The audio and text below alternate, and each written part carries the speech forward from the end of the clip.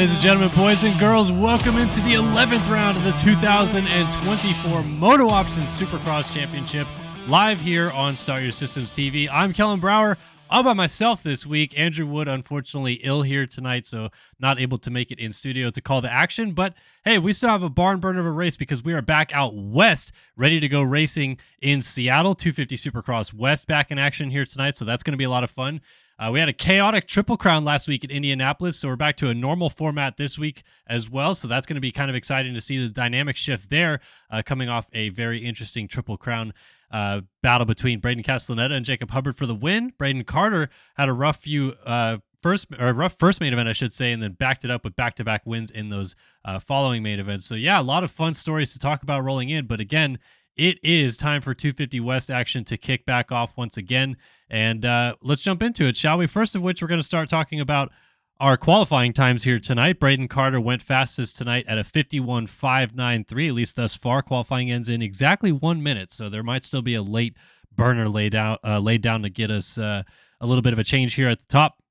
But Braden Carter, Logan Leitzel, Luke Sullivan, Colby Eaglin, and Nick Sellen are top five. Good to see Nick Sellen, the multi-time EU Supercross champion out of Germany, here this evening. Braden Castellaneta, Kevin Ferzaka, and then Alexis Leclerc down there in P8. So Castellaneta, last week's winner, picking it up with a P6 qualifying here tonight. Jacob Hubbard told me he was going to go fastest here this week. He has not done so just yet, at least. P10 for the 78 machine. And we'll go down and look at our final qualifying times rolling in. Jared Gummison and Christopher McPherson there in 40th and 41st, separated by a couple tenths, about 5 tenths or so between the two of them. And Gummison has the nod in the 40 spot as of right now. But let's talk about 250 Supercross West, because we're back in action with these boys this week. Seth Shirley fastest at a 52.6 over Sem Weigman at a 53.4. So that is 8 tenths of a second right there already that Seth Shirley is putting on the rest of his competition. Pretty impressive stuff, and he is still on track, at least, or trying to complete a perfect 250 Supercross West campaign. Braden Tharp, Alec Horn, Hayden Stevenson inside of the top five, and a lot of guys there in the 53s, a lot of guys in the 54s as well. You got to go all the way down to 23rd place Cash Woods to find someone, or I should say 24th, Tyler Nichols, to find someone not in the 54s, as he went 55 flat. And the cutoff time looks like this week was a 56.3 out of Seth Harnischfeger. Very close times there indeed. So yes, let's talk about our standings. We're going to talk about 250 West to start, because it has been a perfect season thus far for Seth Shirley. 5 rounds in, 5 race victories, 35-point advantage on John Heilman, and still trying to keep the perfect season alive. He did not sweep the Triple Crown at Anaheim 2, and that's been a contentious discussion for some about whether it is still a perfect season or not, but he does have the maximum points available thus far. And when he moved up in between all of this to race a 450 race at Detroit, he won that main event too. So things have been looking up pretty solid for Seth Shirley, and he's going to try to keep the perfect season alive. And I think on top of this as well, another storyline to follow with Shirley and the perfect season, excuse me, is that I think he is still trying to knock Rasmus Balzer off of what is now a tie for the most 250 Supercross wins all time. Balzer able to match Jeremy Smith last week at 10 career 250 Supercross wins. So Smith and Balzer tied with the most career 250 Supercross wins in Race Factory competition. Seth Shirley sits on 8 wins, and obviously there is still plenty of rounds left for Shirley to get up into the double digits before the season is over, as he and Balzer continue to fight against each other for this elusive top spot on the all-time wins list. But kind of fun little storyline and battle, at least, to talk about with chasing history for those gentlemen. Behind that, though, it seems like Heilman's starting to run off with this second in the 250 West Championship. Stevenson 13 back of him. Tharp a distant 22 back already there of Heilman. So falling back pretty quickly, and these guys are going to have to try to turn things around in a hurry. And I think at this point, it's really just a battle of who can get second or third in the championship, because Seth is running away with it. In the 450 class, it truly is a battle of who's going to get second in the championship, because Braden Carter has just about put his stamp of approval on this championship already. 48 points up with 7 rounds of this series left to go. It's tough to say just complete foregone conclusion, but no one's really been able to pump the brakes just yet on him. Obviously, Castellaneta's picked up a couple wins of late, but Carter's just been clicking them off, man, getting on the box, or at least hanging out in the top 5 if he doesn't win which he's done so a lot of times this year. So they're still trying to knock Carter off the top spot, but it is going to be tough. And he, too, is also chasing history as he looks to catch Tyson Fresquez's 28 career 450 Supercross wins. I believe last time we checked, Carter was at 25 career 450 Supercross wins in this game. All right, let's jump in the server and talk about this racetrack here tonight, because it is a pretty high-speed Seattle. Seattle kind of known for the moon dirt type of soft soil, but this week it seems like it's way more spread out and fast. In real life, doesn't seem like we're going to be able to see much of that because the rain is a-coming, but this will be a interesting racetrack to watch these guys get down on, because there's a lot of quads, a lot of big lines through these rhythm sections that we'll probably see many guys hit. I think out of this corner, you'll see most people triple in, land in that pocket, and then quad to this pocket, and then triple out.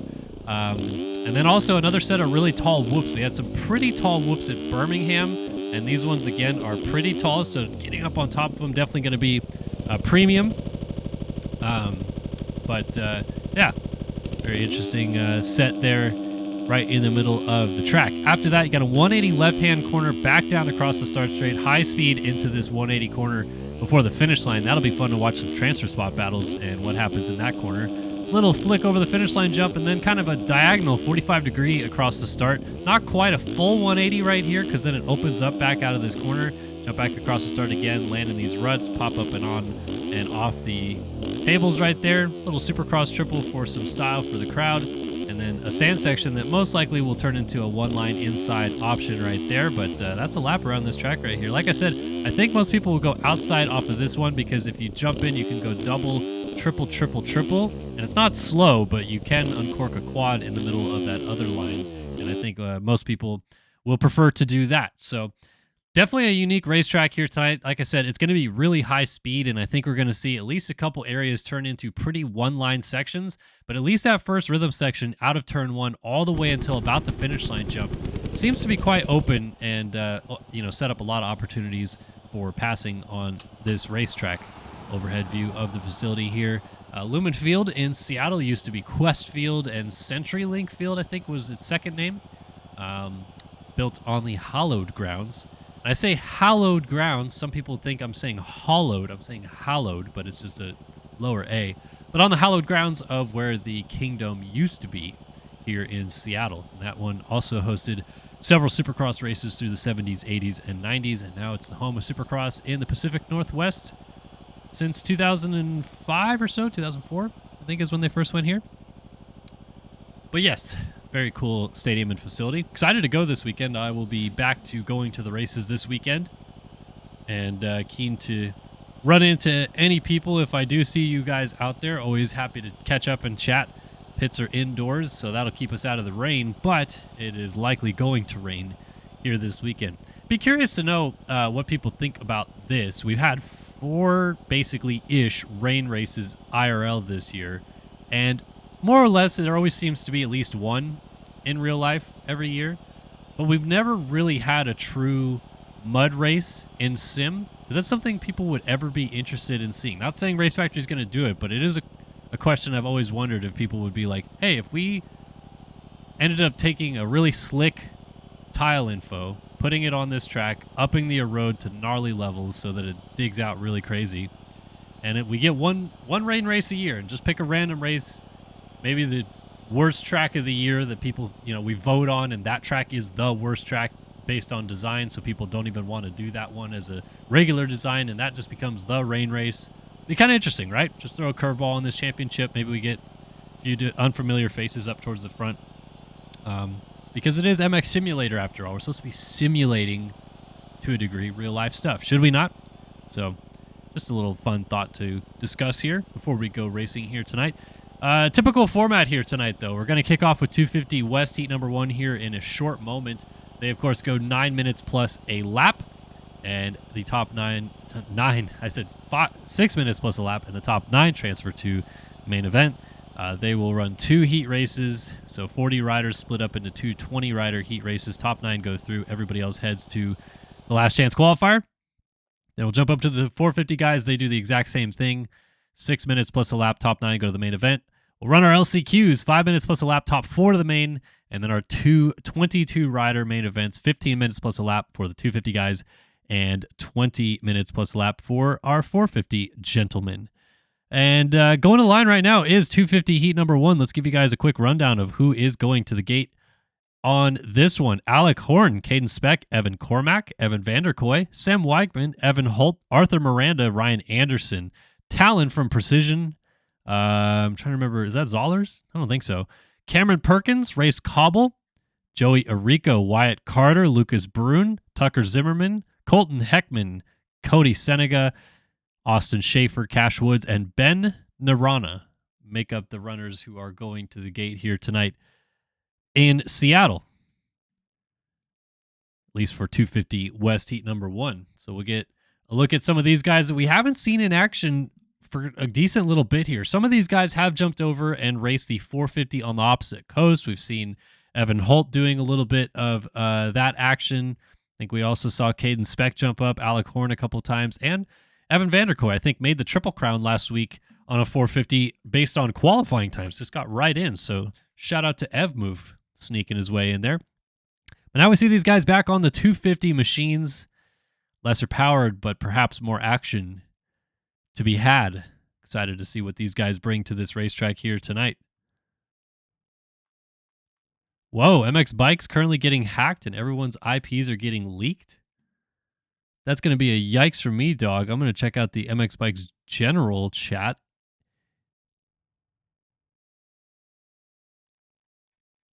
And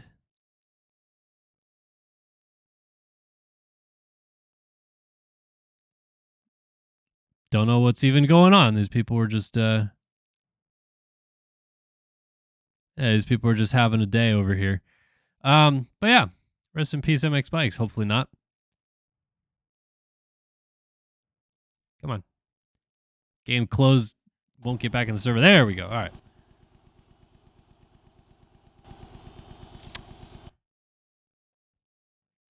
Definitely we're all going back to 2007 Skybox game.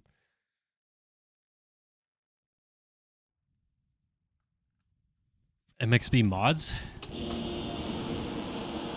Making me check a bunch of stuff on the fly here, bro.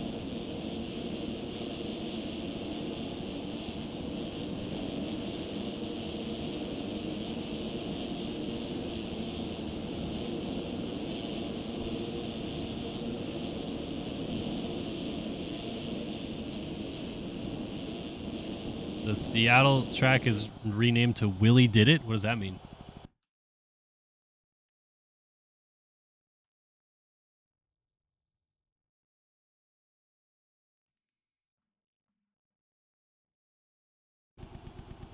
Sick. Got all our Steam info. Way to go, MX Bikes. All right, let's have some fun, folks. It's 250 West action here in Seattle. The kickoff MX Simulator Racing back on the West Coast. Here we go. Land rush into this first turn. Long start straight. And the 27 of Alec Horn pokes down the inside to pick up the hole shot on his EVP Husqvarna. A couple guys went down going into the first corner. Looks like Holtzy actually just went down, got landed on through this first rhythm section. He was in second. So it's Horn already relinquishing the lead. Joey Arico goes to the front on the 82, and then Horn lands on him, and they both go down. It's going to be Vanderkoy who snuck through to take over the race lead. These guys bouncing all the way through. And it's Vanderkoy leading from Talon, Wyatt Carter, Cody Senega, and Ryan Anderson.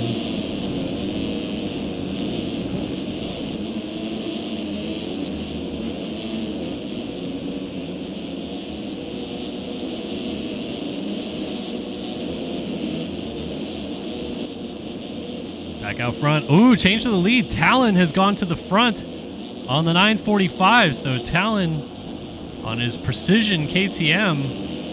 Again, I don't think this is Zollers. So who is it? But it's the same spelling as Talon Zollers, is it not?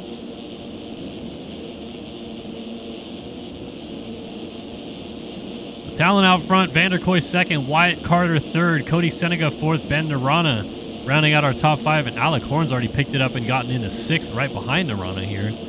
So that is really close already after that first lap crash. And it looks like some funsies is kicking off back there. Look at how big these whoops are, man. These guys fighting these 250Fs all the way through. Talon Brown. Shout out D. Davis for the update in the chat. Wyatt Carter, though, has taken over the race lead from Cody Seneca. So something happened up front. Evmove has slipped back to the 3 spot, and Talon Brown has gone down with the race lead. So Wyatt Carter on a PMG Kawasaki just got their skins this evening. Now out front. Seneca's right there, and then still Evmove hanging out in the background. I see Ben Narana and Alec Horn side by side. Go to the rhythm section, and Seneca cases the quad, goes down hard. He's going to lose a lot of positions here. Will he get going into transfer spot? It's close. The key is still in 9th. He's getting passed up the inside as Evan Holt jumps up into position. Oh, these guys. This rhythm section has so many different options, especially on a 250F, because if you don't get a quad, you are basically just doubling at some point. As Ben Narana now takes over the race lead, so we have lost. Oh, Evmove is down on the start straight with, I think that's Holtzy trying to pick it up. No, that is the 274 of Sem Weigman, our second fastest qualifier. Tucker Zimmerman goes by. Looks like Joey Arico may have been down with the 86 of Evan Vanderkoy. So Wyatt Carter, who was leading, went backwards, and now Ben Narana has taken his turn out front. So we've had 3 different leaders on 3 different laps now, I believe, and this is the 4th lap of the race.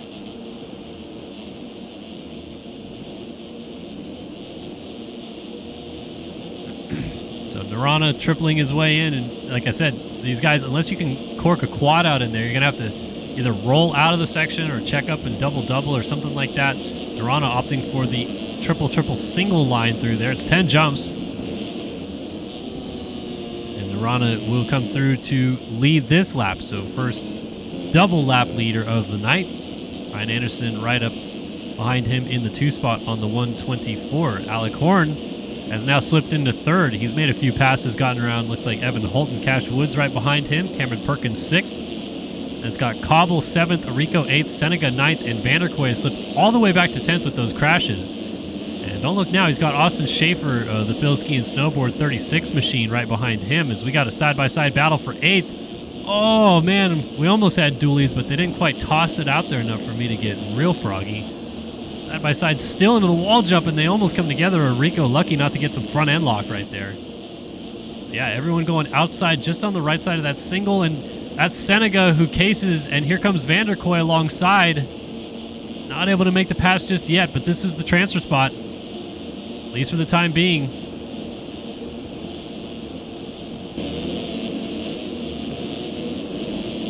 Whoops, man. They're going to be killer for these guys. Bouncing, hopping right and left, and Cody Seneca goes down from 9th. Vanderkoy and Schaefer goes by.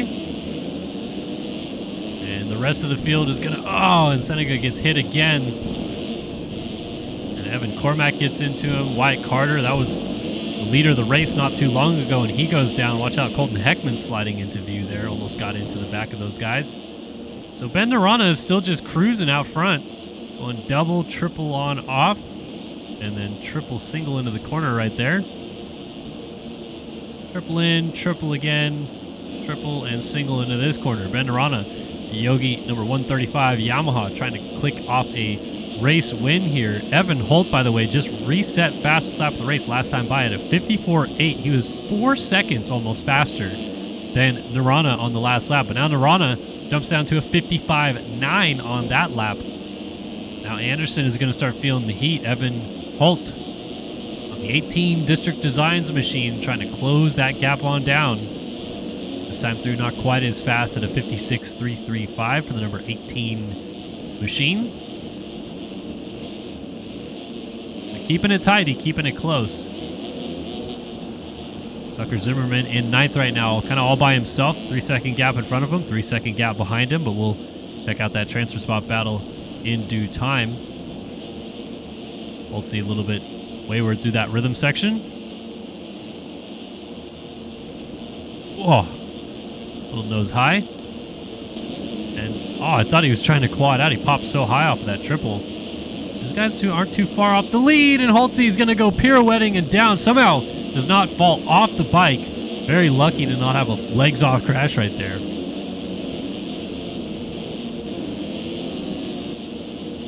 now Cash Woods moves up into the 2 spot right behind Ryan Anderson on this last lap. They are still chasing our race leader, Ben Narana, who's trying to put all the puzzle pieces together in this first heat race of the night. Up, on, and off the tabletop we go. Oh, man, come on. Somebody give me the dualies. They're so close, just so far as well. And look at that outside line by Cash Woods. Taking no prisoners, man. You don't get passed around the outside in the sand like that. Oh, and he immediately yard sails. Goggles, boots, helmets everywhere. It is a free-for-all. As we head back up to our leader, into the whoops one more time. Got to watch out for some lap traffic here. The 197 machine of Arthur Miranda going by Cody Senega, who is down in the whoops. But Ben Narana is going to wheelie his way down the start straight. And your 250 Heat 1 winner is Ben Narana. Evan Holt gets all the way up to second. Ryan Anderson third. Cash Woods and Race Cobble in the battle for fourth. Alan Brown in the 6th spot with Sam Weigman in 7th. Cameron Perkins 8th. And Joey Arico is in 9th. Schaefer is not quite close enough as they go through the whoops. Arico's got 1 turn to go, and he'll seal the deal to go to the main event. Schaefer, first man out, headed to the LCQ with Lucas Brun, Wyatt Carter, Evan Vanderkoy, Alec Horn, Evan Cormack, Caden Speck, Tucker Zimmerman, Colton Heckman, and Arthur Miranda, along with Cody Senega, actually all joining them there.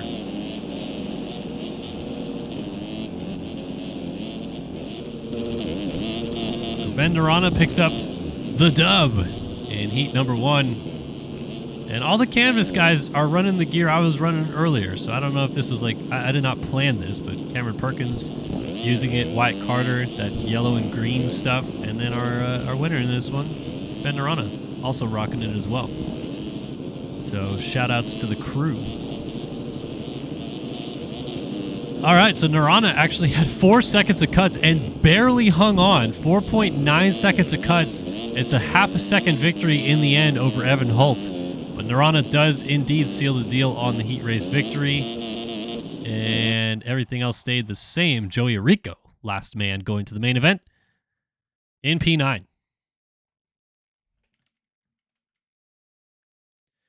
All right, coming up next, 250, heat number 2. Austin Bridges, Emmett Sun, John Heilman, Braden Tharp, Timmy Briscoe, Emmanuel Cepeda, Tyler McGuire, Tyler Shoei, Jason Felke. Oh, good to see Jason Felke's back. Tanner Thorson, Tyler Nichols, Jake Spiess, Maverick Snyder, Jonathan Hernandez, Carson Bolin, Marcondes Faitosa, Jackson Lindsay, Seth Shirley, Seth Harnischfeger, and Hayden Stevenson going to the line in this one. I got someone DMing me now as well. Got this saying...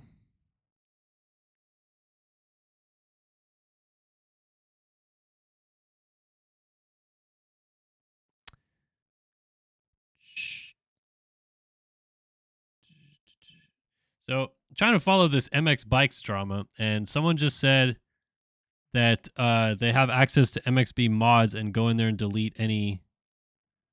what is it? Go in there and delete any accounts that you have. But I don't know that I have an account, to be honest with you. I'm trying to remember if I do.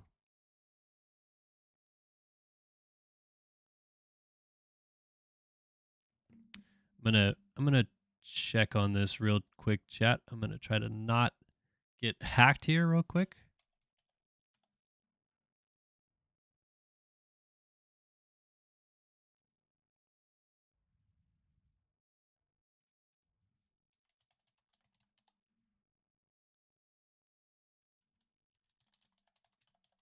I know this is riveting stuff, but I don't think I have an MX Bikes mods account. I think I've always just downloaded stuff without an account. So hopefully I didn't get DDoSed.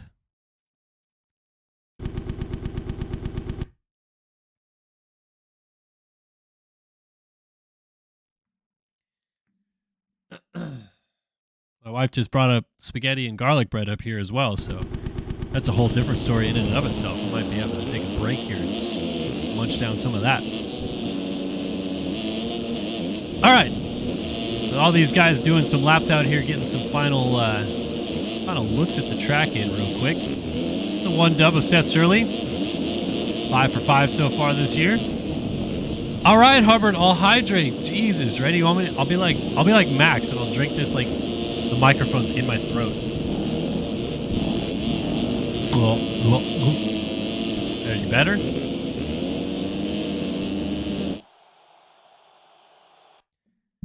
Golly. Man's trying to drink out here. All righty. Let's get it, folks. 250. Heat number 2. Ben Narana picking it up in the first one. Who is going to get heat number 2 here? We got a little delay on the gate. Somebody taking a second to load in. It's the 569 machine of Jason Felke at that McDonald's interwebs. All right, here we go. It's like Seth Shirley 5 inside of the box. As we drop the gate here in Heat 2, we're off and running in Seattle. Pretty good jump from that KTM in the middle, but Shirley gets the drive down the start straight. It's going to lead into the first turn up the inside. Tharp trying to steal it from him, and he does. Shirley got stacked up a little bit, going to fall down the order, and Tharp immediately goes down, takes a few guys with him out of the race lead. So Hayden Stevenson now takes over on the 12. John Heilman, fresh off arm pump surgery, quadding up into the corner behind Hayden Stevenson in the 2 spot. These guys hopping through the whoops. Now, I'm curious which arm he did, or did he do both arms for the arm pump surgery, and whether or not that's affecting his ability to move the joysticks around effectively. There we go. Your boy Fremo clipping my in the chat. What we'd like to see.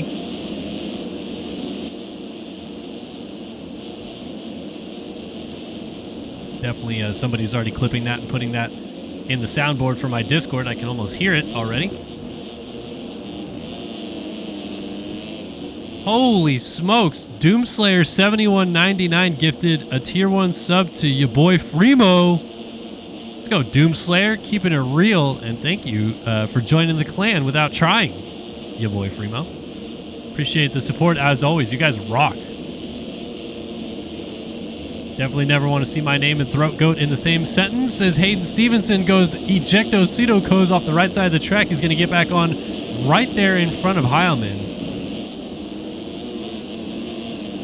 So Heilman settles in right behind him in second. Thorson on the 96 sneaking into the fray in third. And where is the 1 dub machine? Seth Shirley in 11th after 2 laps of racing here. Doomslayer hooking up our guy A. Wood with a fresh sub as well. Kind of disappointing that A. Wood not already a subscriber, but it is what it is. We'll live. This battle for the lead is heating up right now. Oh, Quad City! Heilman, quad triple to the inside, takes over the race lead. He went for it when nobody else is, and does he quad out right here? Stevenson does quad out right behind him. Closes that gap up again. Bouncing through the whoop. Stevenson goes left. Heilman kind of went right. And Heilman able to stay on the track and maintain the race lead. Second place now is Tanner Thorson.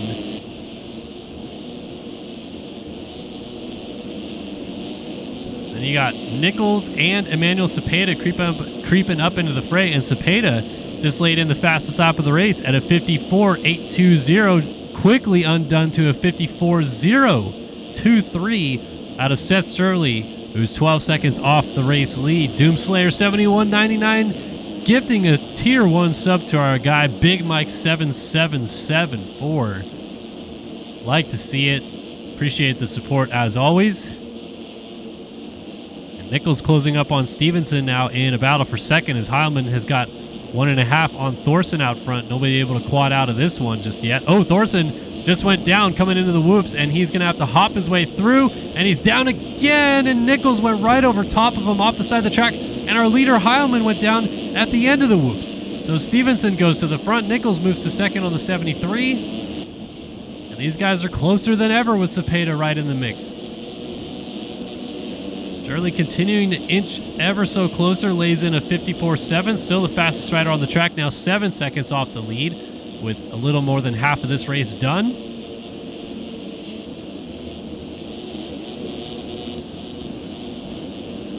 This is a really good fight for the lead, man. These guys not giving an inch.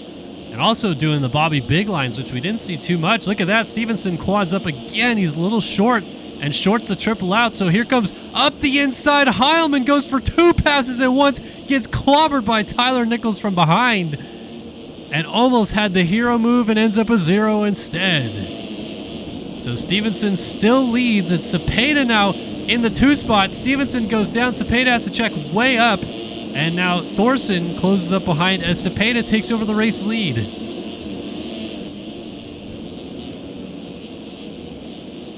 So Cepeda from Thorson, and Shirley, now 5 seconds off the lead, is all the way up to 3rd. 55.8 last time by.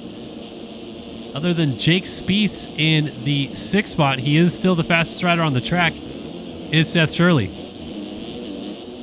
Doomslayer just giving out Tier 1 subs like it's Christmas morning. Welcome to the Clan PMG AX. Sub train is on. Quadding up is Tanner Thorson to the lead. He tries to go, and he's got it.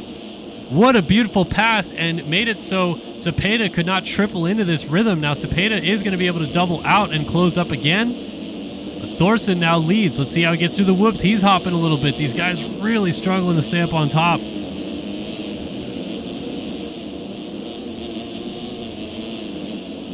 Thorson up and over the finish line jump. He is now checked in as our new race leader, and there he comes. Seth Shirley has been closing up on these guys this whole race, and he's got 2 laps to make something happen. Let's go on board with him. And just cooking. Oh, and that was Thorson down, so now it's Cepeda right in front of him in the race lead.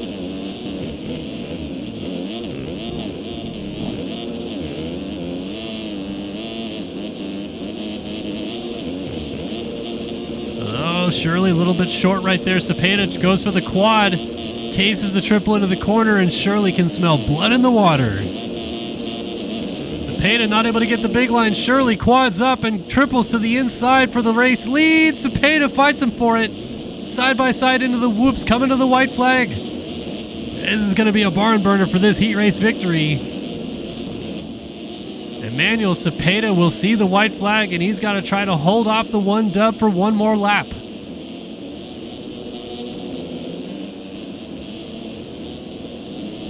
Look at them just flowing in a train to that outside line. Tucking to the middle, step on, step off. Both scrub the triple very nicely. Cepeda perhaps a tad deeper, doubles over that inside rut. And Shirley's just hanging close. I think Cepeda's got to go for the quad here. Triple in. Downsides it pretty good, but does not go for it, and neither does Shirley. Now they're tripling through lap traffic as well, so this could become a little gnarly. Cepeda goes for the triple again. Does he quad out? He goes for the quad out, and he greased it as Shirley gets landed on in P2. Now Cepeda's got to make it through the whoops one more time, and he's good to go. Final straightaway. What a frantic heat race this was, and in the end, Emmanuel Cepeda takes the win in 250 heat number 2. Shirley crosses the line 2nd, Stevenson 3rd, Thorson in 4th, Nichols through the whoops in 5th, 6th for John Heilman, 7th, Tharp right behind him. That's going to be a good fight to the end. Shoei and Spieth battling it out. Let's see this one, Tharp versus Heilman. Oh, they came together and they crossed the line 39 hundredths apart from each other, but it goes to Tharp by a nose. It's going to be Spieth crossing the line in P9 to take it to the main event. He's got 3.1 seconds back to Maverick Snyder, so it should be all good there for Spieth to make it in. Austin Bridges, Tyler McGuire, Marcondes Vitosa, Timmy Briscoe, Jackson Lindsay, Carson Bolin, Seth Harnischweger, Emmett Sun, Jason Felke, and Jonathan Hernandez will be headed to the last chance qualifier. And shout out to Doomslayer after gifting up all the Tier 1 subs. Has now subscribed as a Tier 1 sub himself. Welcome to the clan, Doomslayer. $71.99. Appreciate the support. And you made it a hype train and a half for a pretty good heat race, man. You chose a good heat race to hype everyone up.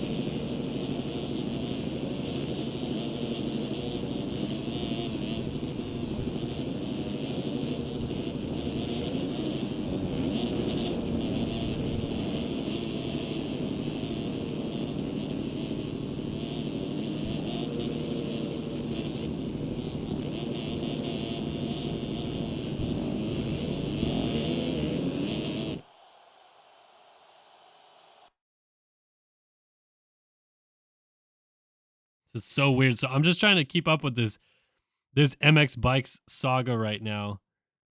And mxbmods.com is gone, at least for right now. And the tagline that it says on it for their meta title, where is it?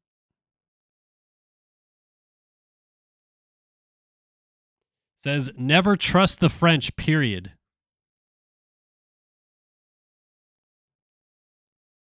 Interesting.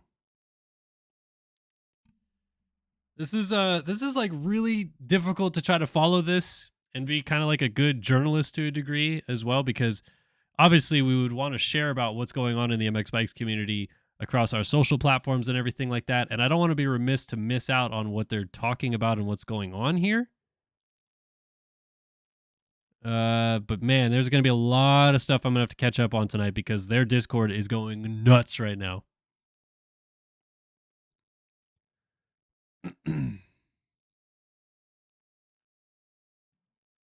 I mean, the game isn't obviously going anywhere. It seems like Poboso is not the one being attacked right now. It's more insane and the things he's associated with. However, if MXB mods does go away, it's kind of like when Pure MXS went away for MX Simulator back in like 2013. Just a massive cluster of tracks and skins and everything that people used as a reference point gone overnight. Like, definitely didn't help the community back then. And I feel for the MX Bikes people right now and all the people that have put in work to making that site what it is.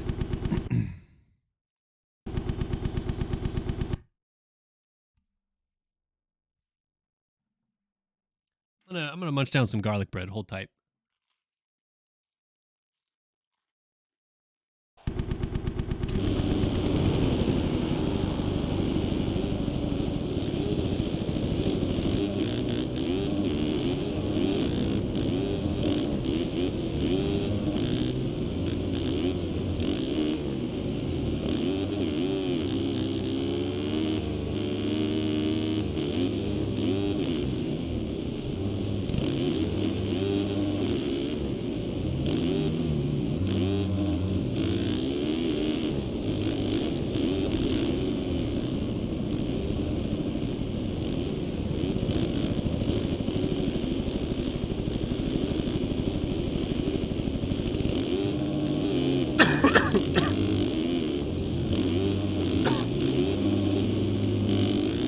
Oh, excuse me.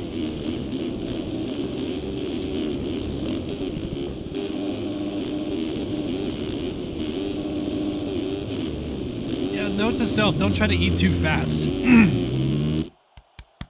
Ugh.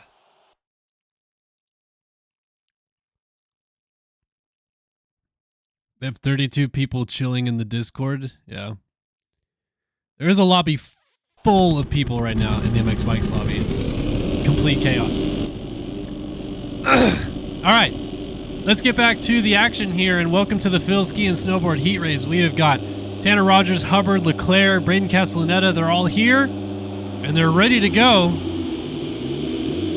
Someone's on a 500 as well. Always love to see that. Hubbard versus Leclerc for the whole shot, and Leclerc gives him the booty, as I'll put it this time. Oh, Leclerc goes for the Scrub City and yards it as Eaglin triples on, triples off, and goes into the race lead. You're absolutely right. I don't know why I have not been keeping up with the heat races. I've been too enthralled with this drama. But it is 450 heat number 1. Oh, Eaglin hopping through the whoops like a bunny rabbit as he sprints away from the field ever so slightly. I think that's Rogers up in second. No, Castellaneta in the gold gear. There's some LE stuff they're running here this week. May or may not have been on a Discord way too late with Braden Carter last night, watching him make that. That was one too many beers deep. Eaglin sliding out through the sand, able to corral it together on the wall jump, and here's where we're going to see the big line. So outside triple, quad, easy. Like, doesn't even have to seat bounce it. Checks up to triple out, and then I would guess triple in here, and then quad triple. Yep. Easy. Oh my god, what line is that? These guys are absolutely flying into the corner.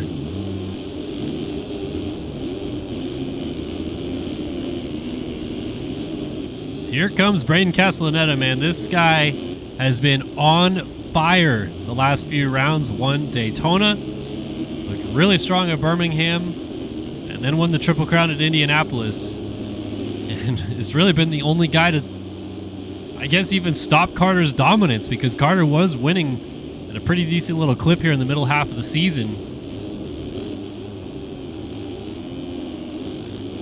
So Castellaneta keeping the heat on Eagland.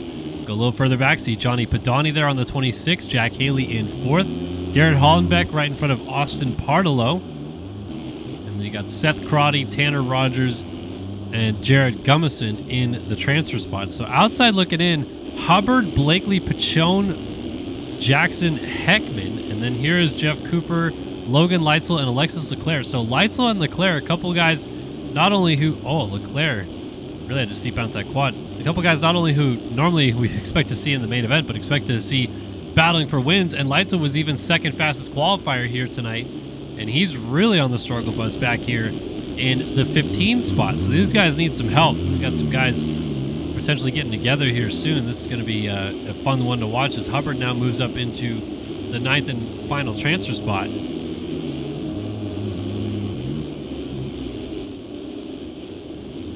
But Castellaneta maybe went down, and Eagland has a healthy 2.7 second lead now over Johnny Padani.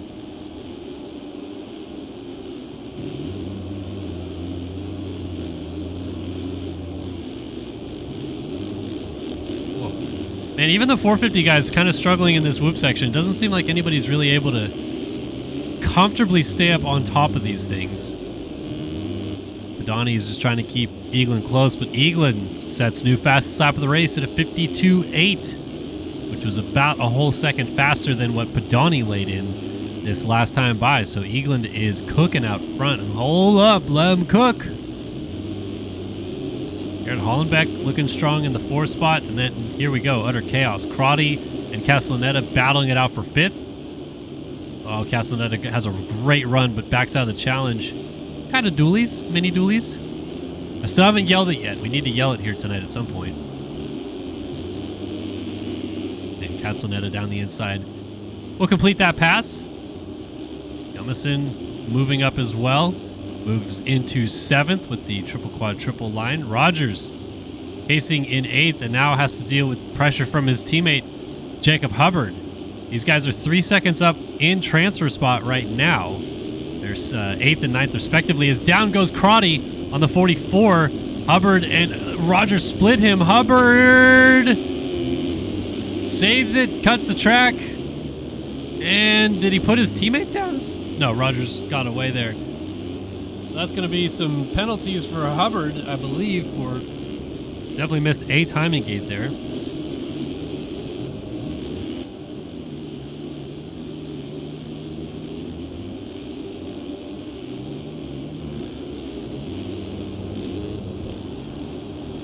Well, Gummison and Rogers almost came to blows there right in front of Hubbard, and Gummison front end tuck into this rhythm section. Here comes Frank Jackson. Triple quad. Should be easy unless doubling down the inside. Gummison makes it hard for him. No, just settles in behind him.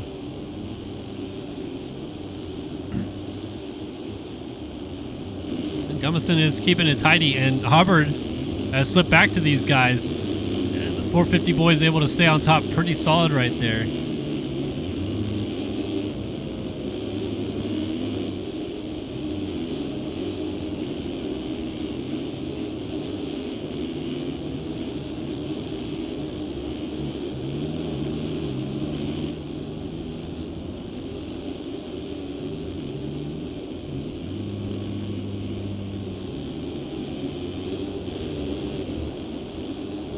Hubbard almost together there with Hollenbeck.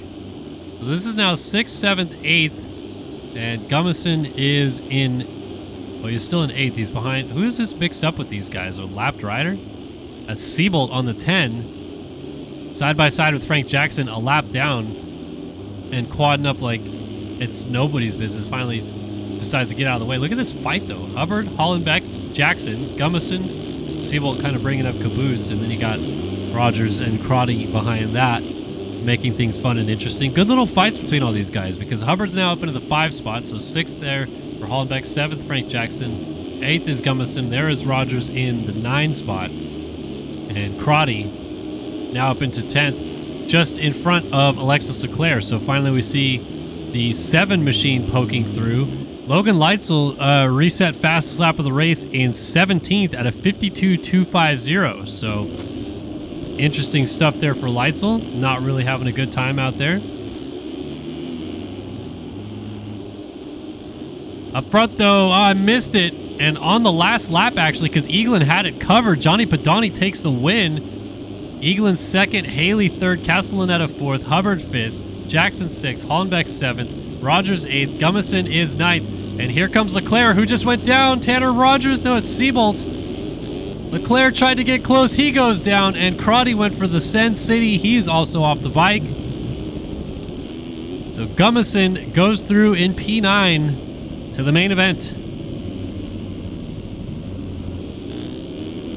Pichon, 10th. Leclerc, 11th. Crotty, Hartelo, Parks, Simos, Leitzel, Blakely, Cooper, Heckman, Seabolt.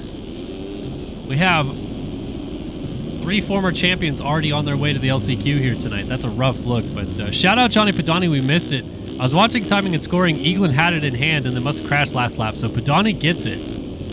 By 4 seconds over Colby Eaglin. Let's take a look at penalties, and literally the top 9 stayed the exact same, so nothing doing there. And Padani gets it done in 450, heat number 1. I'm going to change this right now before I forget to heat 2, and then take some garlic bread bites.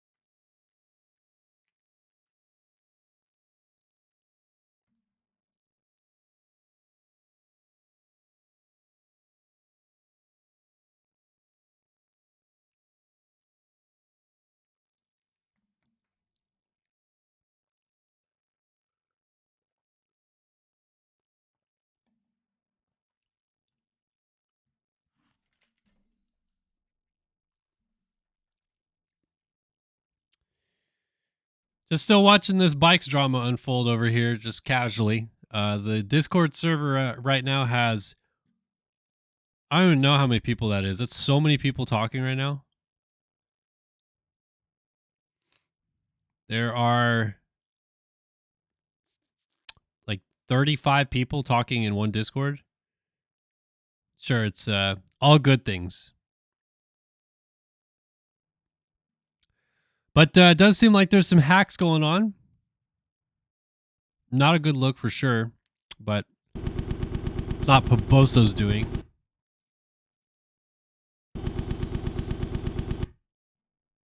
Yeah, I'm thinking about deleting the Discord server as well, but I kind of don't feel like if I'm just in the server, it's going to do anything. I haven't clicked a link to get my IP tagged yet or anything like that, so yeah.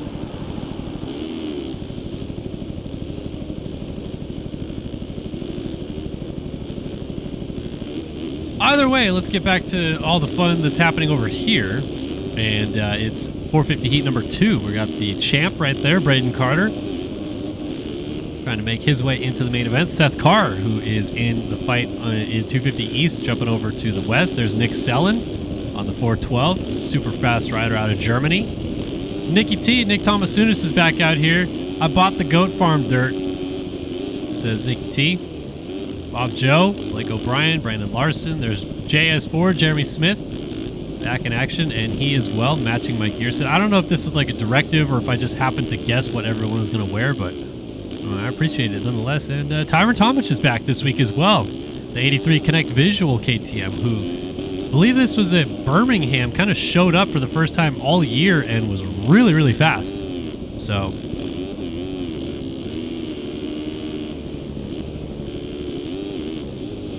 hopefully he makes some things interesting here tonight.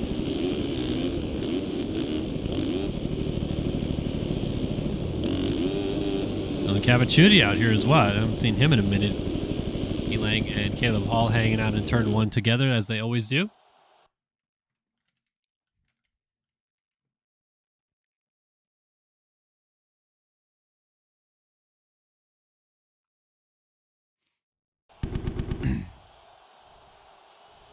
All right, final heat race of the night.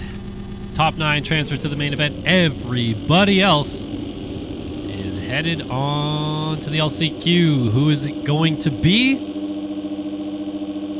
It is 450 Heat 2 in Seattle, and it starts right now as we are off and running. Ooh, look at that rush.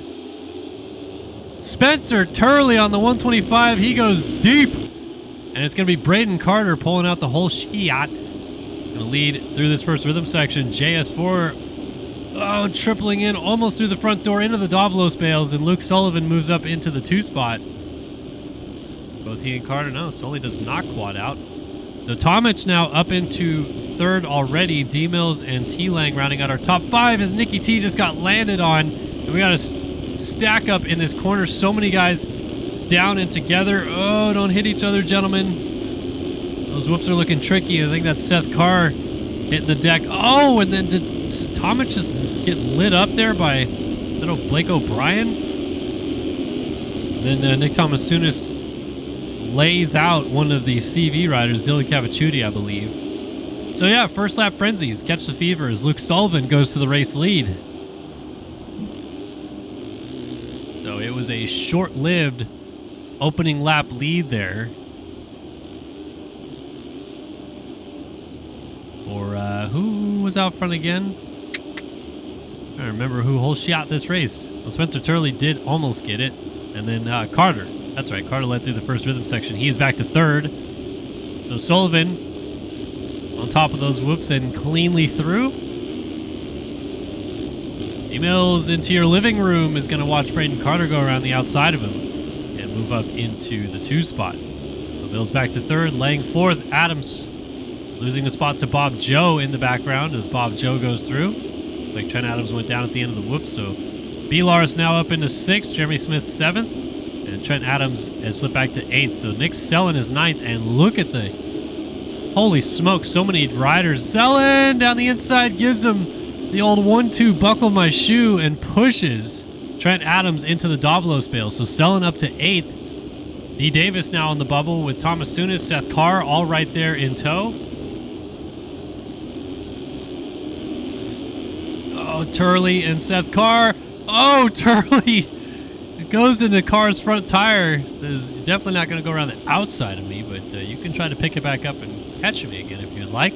D. Davis kind of messed up the end of that rhythm section, and just when he had a chance to get away from this group, they closed right back up. Oh, dang. Blake O'Brien with the scrub of a lifetime down the inside to pass Thomasounis, but Thomasounis gets him right back. O'Brien squares the corner off, and it's a drag race. This is still just for 10th, but Thomasounis doesn't want to give it up. Passes him back. Great back and forth action right there. They're nearly side by side for 3 whole straightaways, basically. Oh, and now Rockefeller shoves Blake O'Brien into the Davalos bales. Man, these guys, no love lost going on back here. These guys are sending each other off the track.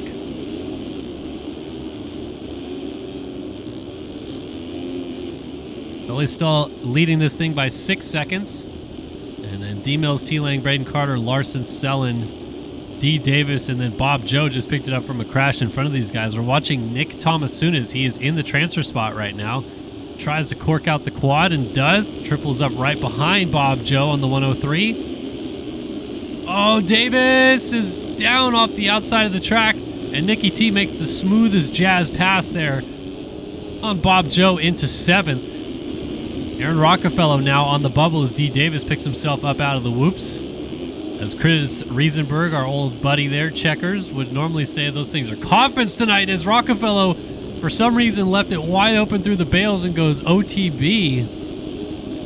So now into the final transfer spot goes Spencer Turley on the 125 Kawasaki.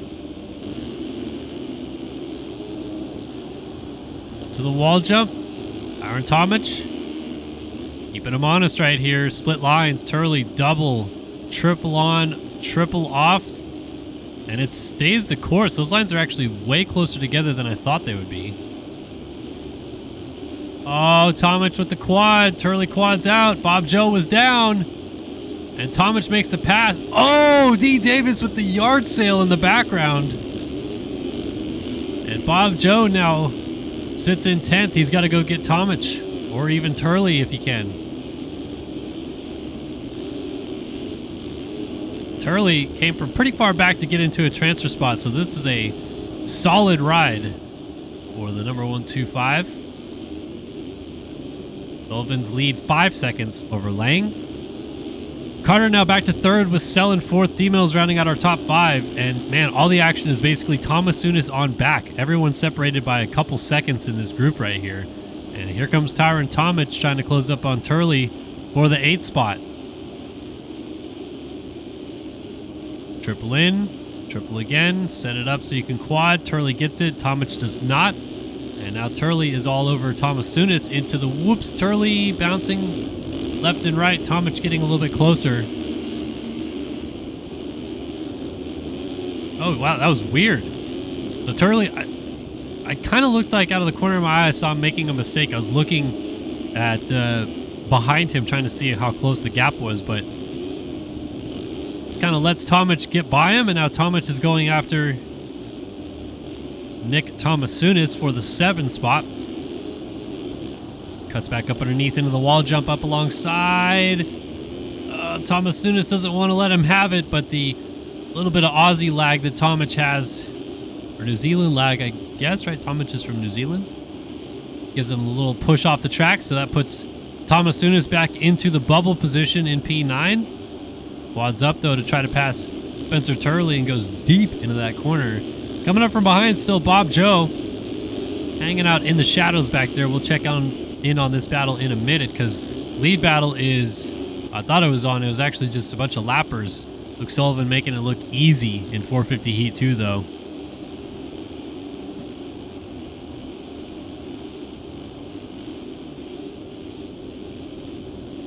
Tripling his way through this rhythm section on the final lap, making it easy for himself. That's the way to do it out here. Hopping through the whoops one more time, and into the final corner he comes. Your 450 Heat number 2 winner here in Seattle is Luke Sullivan. Nice little whip over the finish line jump. Oh, T-Lang was down, and Sellen is going to go by for the 2 spot now. T-Lang is down again. And did Carter end up going by yet? No, where is Braden Carter? Where is Braden Carter? What is going on here? How did I miss him? Oh, there he is, last turn. Crossing in 4th. Okay, so there's Tomic, Tomasunis, D-Mills, Bob Joe. JS4 sneaks in as T-Lang goes from 2nd to 10th on the last lap of the race. T-Lang ran a 1:15.7 on the last lap of the race and went from 2nd to 10th. What just happened? Devin Davis also misses out, and T-Lang cuts don't help him. It was tight, though. JS4 did not have penalties. Bob Joe did not either, so it was just that close, 0.8 of a second in it. As your winner in this one by 17 seconds after all that chaos, Luke Sullivan.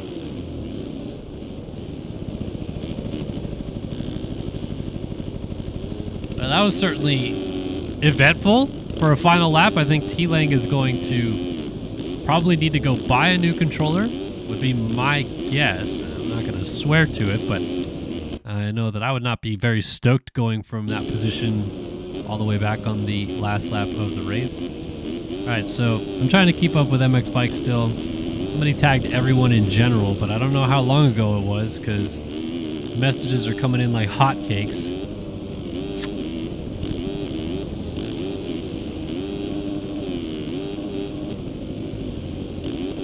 Oh, someone just tagged me and asked what I'm doing in here. What would I not be doing in here? Carter is not on the Cowie dyno. Carter is on the 2017 Husqvarna 450 dyno.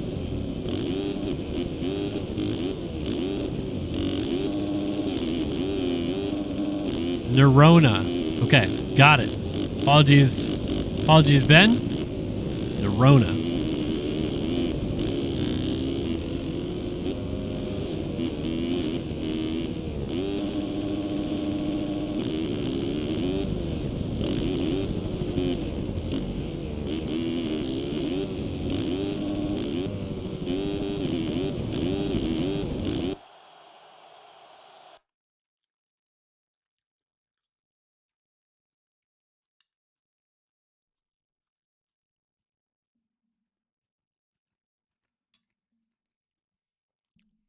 Hayden S says, "Will I be at Seattle?"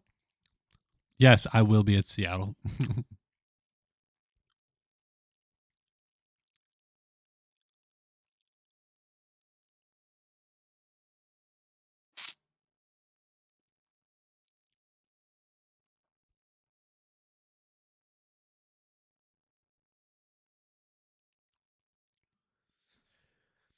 Oh man, I'm gonna be reading the MX Bikes Discord, I think, all night.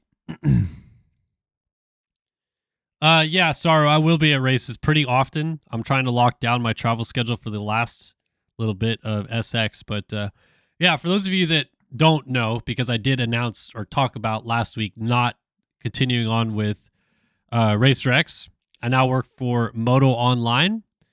You can check us out at motoonline.com. And a lot of people are like, why would you leave Racer X? It's awesome. It's great. I mean, Moto Online gave me an opportunity to more or less have a creative direction and creative control on the content I do and the content we put out there for their website. And to have the title of brand leader, like they want to come into the US market and expand their operation out here, and they trust me to do that.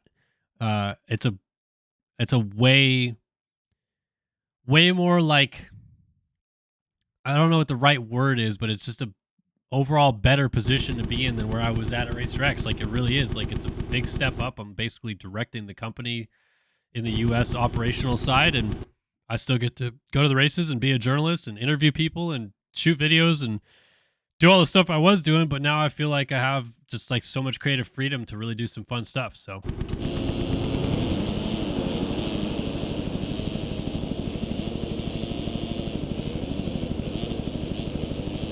not going anywhere with SYS. We're keeping this thing rolling along, and that was a big part of it too. Like part of coming over to Moto Online, as you guys have probably seen, the SYS stuff has diminished over the last year and a half or so, and that was in part due to how much stuff we had to do at Racer X, and it's not anyone's fault. It's just that's the job. Like there's so much work to be done, and I think that there's a way to do more quality over quantity and get still a lot of viewership and clicks and likes and stuff like that as well. So, but going to Moto Online means I can put more time into Start Your Systems and do some really cool stuff there. And as you guys have probably already seen, Start Your Systems TV YouTube channel has been cooking pretty good. We're already at 1,000 subs over there, and most likely next week at St. Louis, it'll be multicast on Twitch and over at Start Your Systems TV on YouTube. So be sure to check that out. I also created another channel where everything that doesn't fit in this quality over quantity thing that I'm trying to do on the main channel for Start Your Systems goes. So if you want to check out Kellen SYS on YouTube, I got race reviews, I got fun races, I uploaded my first pro race back, racing EU in MX Sim.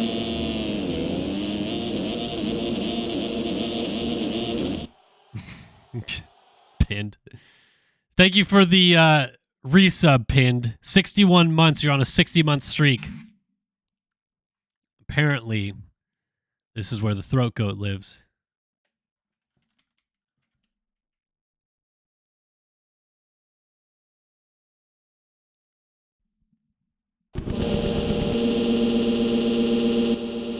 All right. 250 last chance qualifier up and running. Let's get 4 more people to the main event. Is that Hockey on the 130 with a start? No, it's Evan Cormack. Got a great jump up the middle. His teammate 413 side by side. That's Emmett Sund. I think they're teammates. No, Cormac Steezy films, and then the other one's Verb, but they look like they're on the same bike, is going down was the 43 ride, I believe that was, of Lucas Brune, who had a good start. So Sun leads. Jackson Lindsay is in second. Wyatt Carter third, and Austin Bridges in the fourth spot.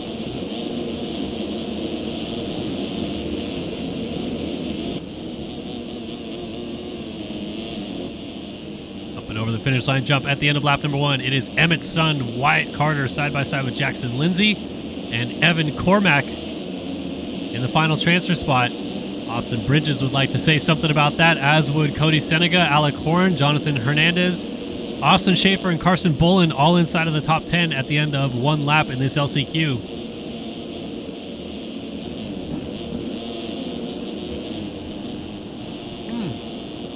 That's Jackson Lindsay down on the wall jump, and he's going to slip back out of a transfer spot. So Bridges goes in on the 413.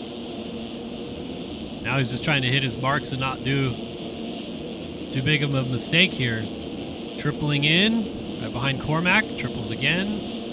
Triples again. Singles into the corner. And the whoops are going to be the problem area for these guys. They're just desperate to make it through, and Bridges goes down out of fourth. Oh, here comes this train of riders. They're all going to try to split him. One of them's going to hit him. That's the 970 ride of Senega. 567 also getting in there. Jason Felke hit him.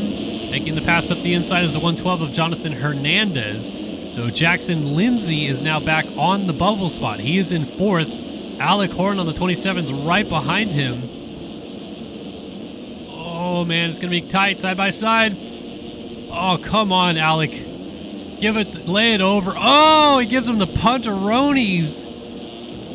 And Alec Horn goes by into fourth.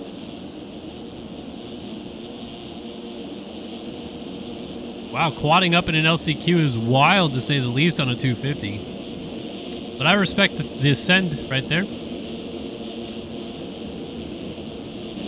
Triple single. All right, so our leader's getting through the whoops clean. Emmett Sun, Wyatt Carter. Oh, Alec Horn bouncing. And back to our leader real quick here. So Emmett Sun is working lap number 4. It's a 5-minute plus 1 lap race, and we are 2 minutes and 50 seconds down of that already.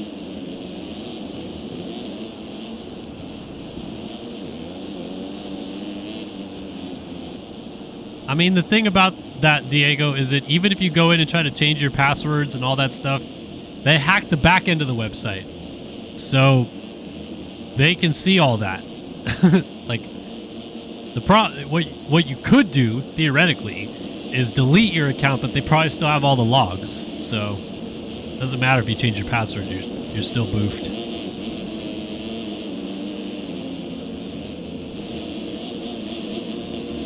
Emmett Sun still leading. Evan Cormack. Alec Horn, and now Austin Schaefer is in the transfer spot. Wyatt Carter went down and is 2 seconds off of this position. So Wyatt Carter, Carson Bolin still trying to get in. It really looks like it's down to Wyatt Carter. Pretty big gap now back to Carson Bolin.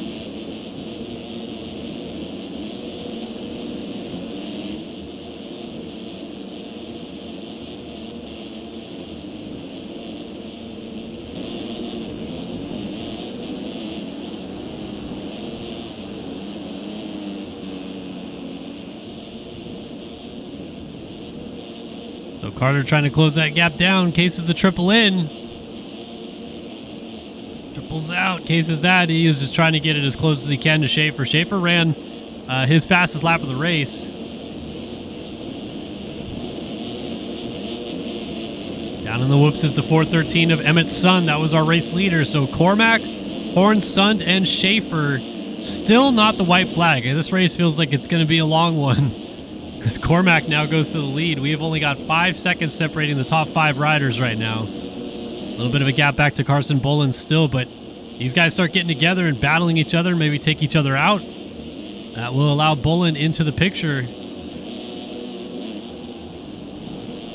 Oh, that was really close, with Horn just deciding to go left at the very last second to not run into the back of Cormac. And Cormac's still quadding through there. Alec Horn electing to go triple single.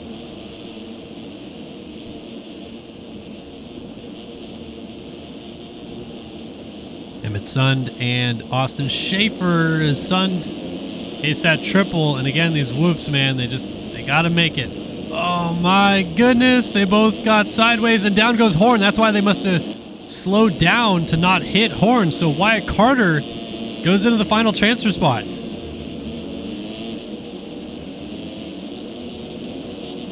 Final transfer spot here for Wyatt Carter. And he has got 5 seconds on Alec Horn. Can he hold it on for one more lap? Little nose high on the on-off right there. I think it's going to ultimately come down to everybody making it through the whoops as Evan Cormack lands in the tough blocks. Trying his best Jet Lawrence impression here on the final lap of the race. Going to case that triple ever so slightly, but pretty solid otherwise. Got to make it through the whoops. All right, Cormack up on top. Hops and skips a little bit, but gets through. Emmett Sund really fast and clean through. Schaefer taking it super easy, bounces his way out. And Wyatt Carter just got a bad kick at the end, but he survives. And into the final turn, it will be Wyatt Carter going to the main event here tonight on the 891. Wow, ended up being a massive gap back, so it looks like Horn disconnected. Jonathan Hernandez and Jason Felke taking each other out.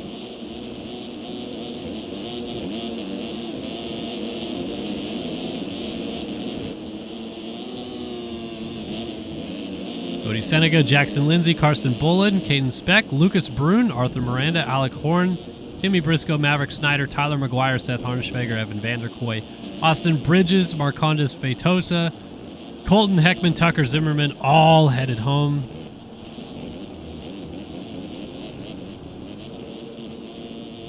All right, we are going to ejecto Cito Cuz, Twisted GA, out of the chat real quick.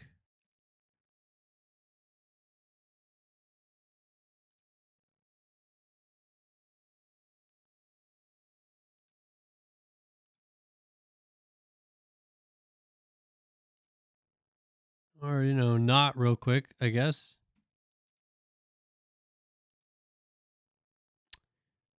All right, I guess I can't do anything from this dashboard in here. That's sick.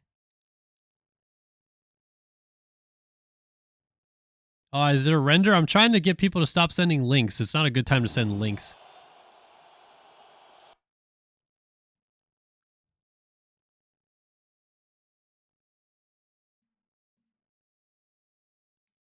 The people who hacked mods are currently watching Five Nights at Freddy's.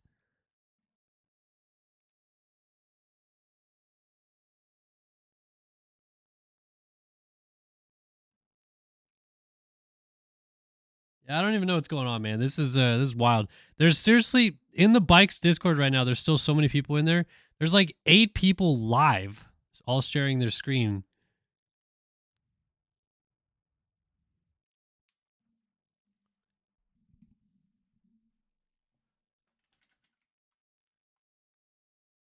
This is kind of fun, honestly. It's like watching like a car chase happen or something like that, and you're just like, what's gonna happen next? What are they gonna hack next?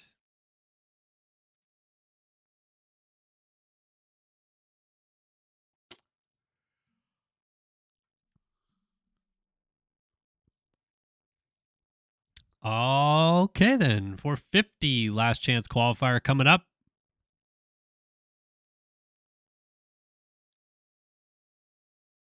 Alexis Leclerc is in this one, as is Logan Leitzel, Tyler Lang, Aaron Rockefeller, who recently won an EU 450 main event, Seth Carr, who recently won a 250 main event.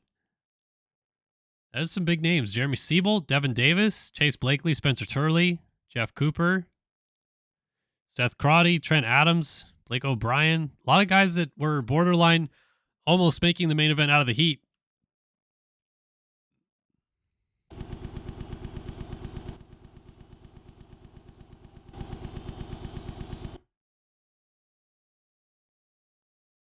Yeah, so in bikes, someone had added everyone in news.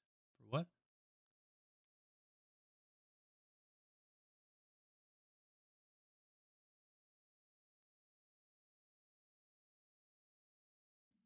Oh, so they haven't hacked MXB mods yet.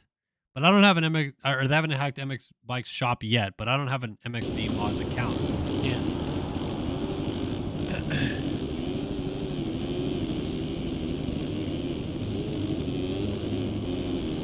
I don't know, man. It's wild at this point.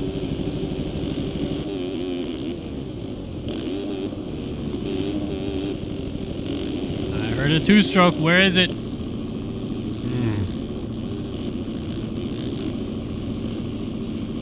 Good looking two-stroke right there, folks. And coming into your living room, here comes my daughter right before this LCQ starts. You want to talk to the people tonight, Holly? You're not wearing your slipper jammies? Oh, zipper jammies? Do you want to say something on the mic? Go ahead.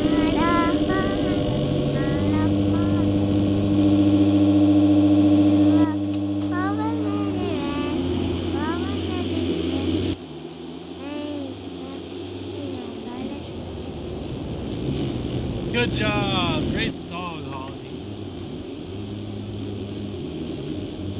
Yeah, you do. Love you. Good night. All right, back to the action in this LCQ, and Alexis Leclerc just punched Trevor Burns, I think it was, out of the way, or was that as Parlo actually on the 52? So Leclerc, as we got a nice little national anthem basically going off to start this one here tonight, and Leclerc now leads from Heckman, T. Lang, and Alex Zellner in the transfer spots, although Crotty just made the pass on Zellner, and the 44 ride is up into position.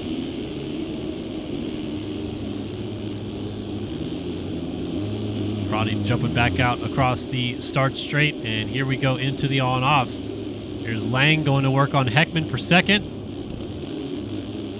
Both funneled to that inside line into the wall jump and off. Charge back across into turn number one. They both triple quad. They both do. Good fight here for second between these two. Meanwhile, Logan Leitzel is inching up in fifth. Oh, that is Heckman down. Case the quad out. And Lang goes through. Yeah, he's going to get hung up with Blakely and have a double fall-off crash. You hate to see it.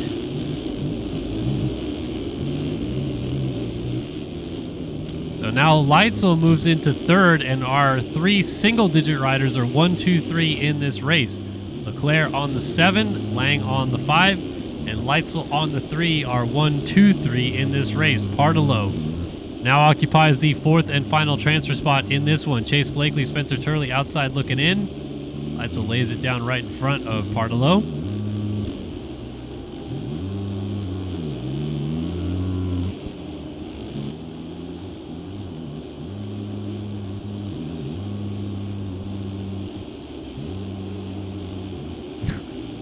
Let's listen to this thing.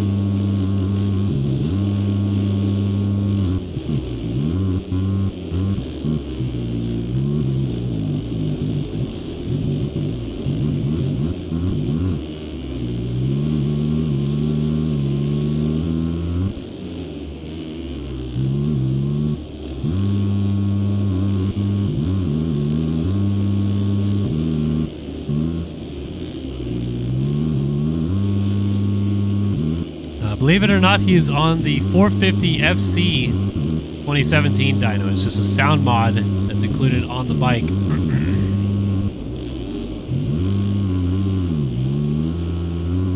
All right, Senior Blatt. I'm going to need you to pause.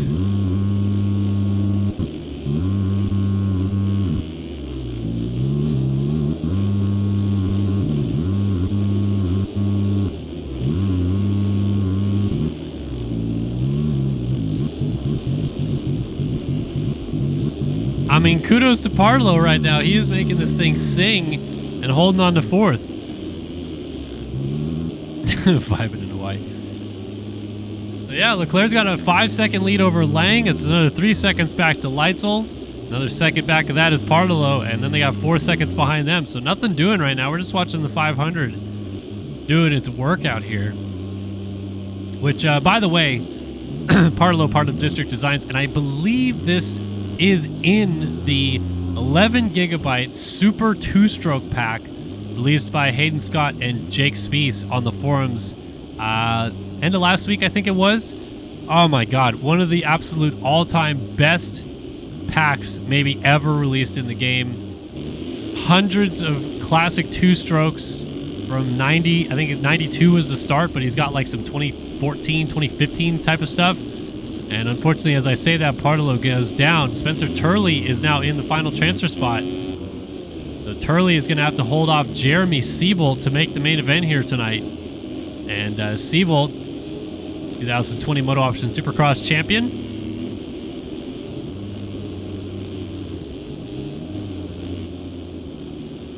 Oh, D. Davis off the side of the track. Siebold in and out of the tough blocks. I missed a timing gate, but tried to low line and stay close.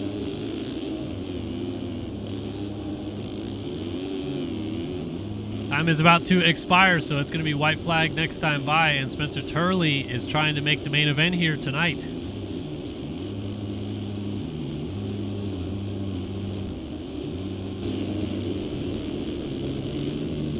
Oh, the one that is not...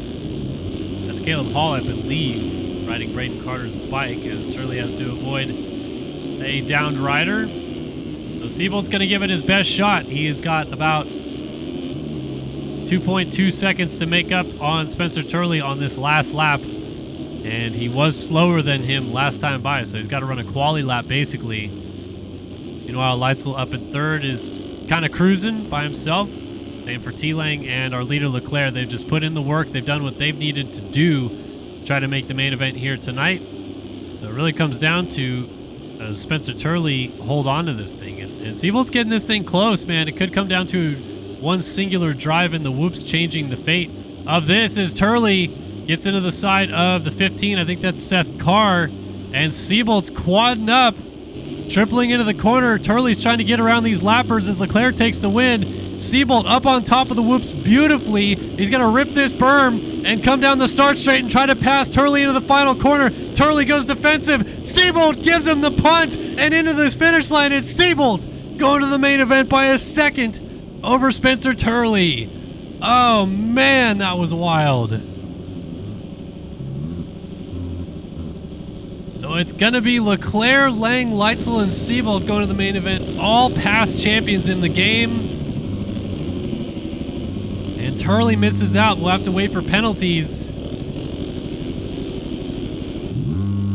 As Turley, Partillo, Cooper, Parks, Crotty, Blakely, Heckman, Berzaka, Simos, Rockefeller, Hall, Carr, Pachone, Davis, Adams, Zellner, O'Brien, and myself in warm-up not going to the main event here in Seattle. We'll wait for those penalties to roll in.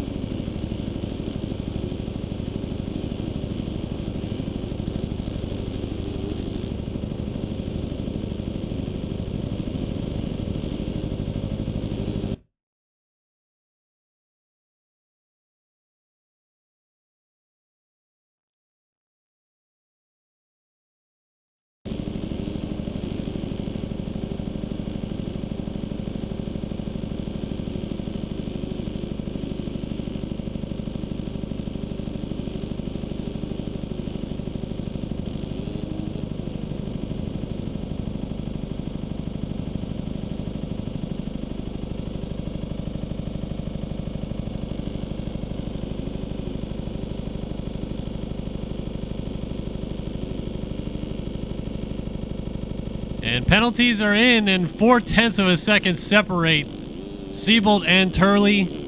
And Siebold is indeed going to the main event here tonight in Seattle. Leclerc, Lang, Leitzel, Siebold make up one heck of a stacked LCQ order. That could easily be the top four in any main event. And they go 1 through 4 in this LCQ here tonight. Woo! That was chaos right there.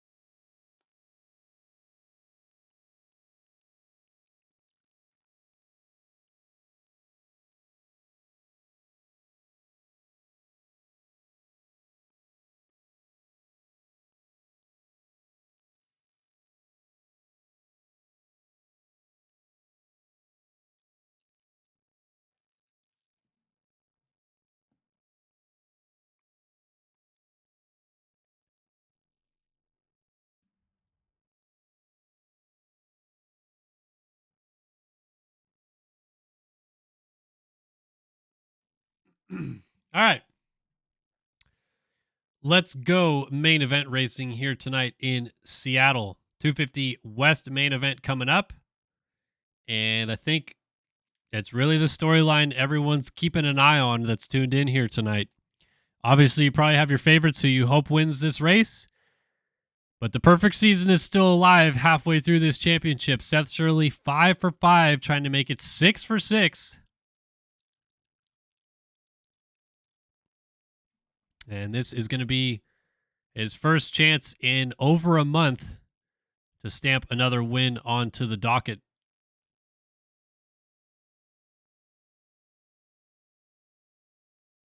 So it's Hayden Stevenson, Cameron Perkins, Seth Shirley, Evan Holt, Manuel Cepeda, Austin Schaefer, Braden Tharp, Emmett Sun, Ben Nerona, Jake Spieth, Tyler Nichols, Cash Woods, Joey Arico, John Heilman, Tyler Shoei, Wyatt Carter, Tanner Thorson, Evan Cormack, Sam Weigman, Race Cobble, Ryan Anderson, Talon Brown, all headed to the gate for tonight's 250 West main event, round 6 of the 250 West Championship. Live here on Start Your Systems TV.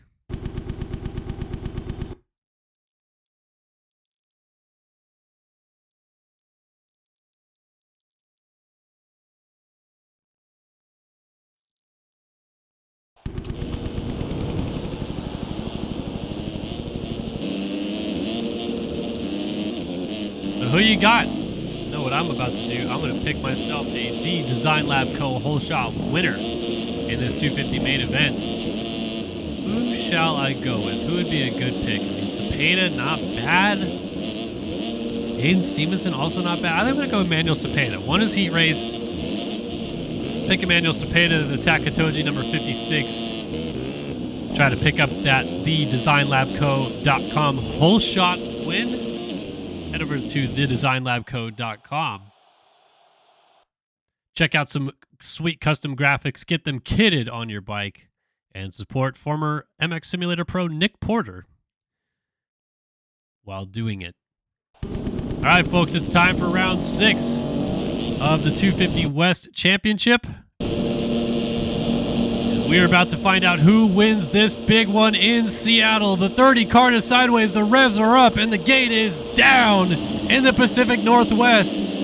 Into turn number 1, the 18 of Holtzy's got a good line. Tharp there around the outside. Shirley pushes him in wide. Up the inside, Evan Holt picks up the Design Lab Co. Whole Shot Award, but it's going to be Seth Shirley taking the lead in the first rhythm section. The 96 of Thorson settles in behind him. Cash Woods is right up there as well. Tyler Shoei, Austin Schaefer, as it looks like Holtzy grabbed the whole shot and immediately crashed. He's already 19th. So Shirley ends up right out front where he wants to be. Now is it goodbye time for the one dub as he looks for 6 out of 6. Lap number 1 in the books. It is Shirley, Thorson, Woods, Shoei, Schaefer, Sun, Stevenson, Heilman, Weigman, and Carter. Your top 10 at the end of lap number 1. Thorson's going to try to keep him honest here, trying to keep an eye on who in this mix could even fight him, because you got Heilman second in the championship. He's 8th. Hayden Stevenson, he's been strong of late as well. He's 7th. We know that Holtzy almost won the opening round against Shirley and stopped it before it even started, but he's 19th like we mentioned. Ben Nerona won his heat race. He's 17th. This is setting up beautifully if you're Seth Shirley for a potential walk-away race victory. But don't count out Thorson, man. He was good in his heat race. And trying to keep the race leader honest here on the second lap. So Seth Shirley will check in lap time wise at the end of the first full complete lap. 53.8 for Shirley. That is the fastest lap, and let's see if anybody's able to topple over that one. Got 55s, 54s, another 55, a 104 out of Cash Woods, and then 57s, 59, 105s. A lot of crashing there for that mid-pack group running the 105s, 103s. And Shirley already boasts a 3.2 second advantage. He's going triple, quad, triple in that first rhythm section. Yeah, this is looking pretty tough. Whoa, that was Thorson down out of the 2 spot. He's going to go back into 4th now behind Stevenson. So actually, Stevenson's made some really good quick progress. He's already third. He is 11 seconds off of Shirley out front. Shirley checks in at a 53.812 to reset fastest lap of the race again. Stevenson hopping through the whoops a little bit. Battle for fourth going on behind them. Cash Woods has got around Thorson after Thorson crashed in that first rhythm section. And these two in a dispute for the fourth position. Try to close up on Stevenson and make an interesting fight for the final podium spot here early in this one. So much racing left to go. Coming up on 12 minutes left on the clock already. And Stevenson not really getting away from these guys. Is showing now 8.4 seconds off of the race lead for Shirley. Oh, Woods got away from Thorson a little bit on that wall jump section. And now Thorson cases that triple. I wonder if that's how he crashed the first time through. Got a triple in, and he's going to case that one as well. The 36 of Austin Schaefer is tightening the gap down behind that on his field ski and snowboard KTM. And quadding into the corner of the 73 of Tyler Nichols coming into the picture. This is a good fight here. John Heilman. Oh, Nichols goes down, and Thorson was down as well. So that's Cepeda, I believe, went by. No, Sund went by, as did Race Cobble. But he only went by the downed ride there of Tyler Nichols. Not quite through on Thorson.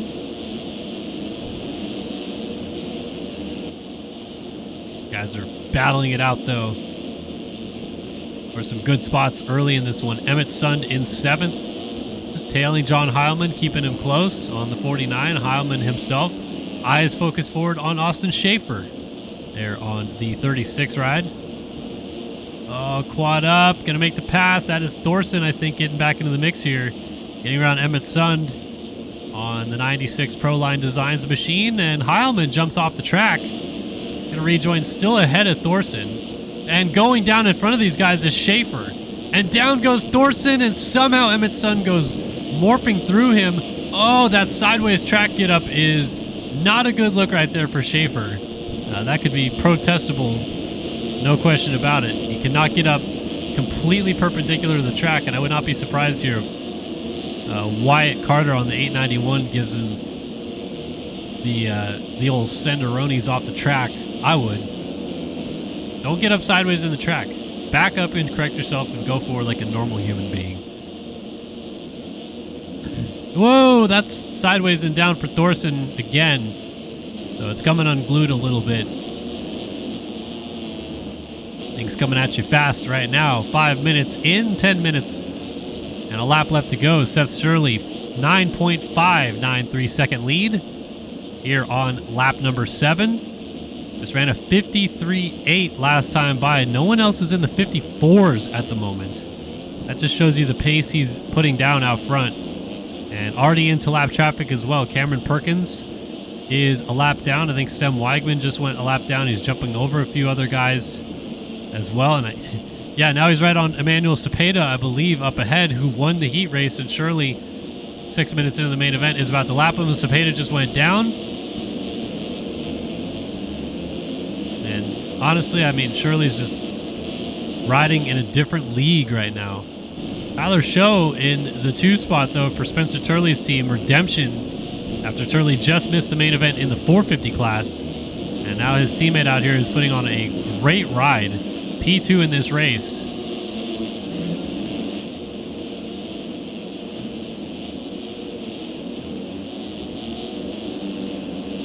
'82 ride of Joey Rico getting out of the way very nicely.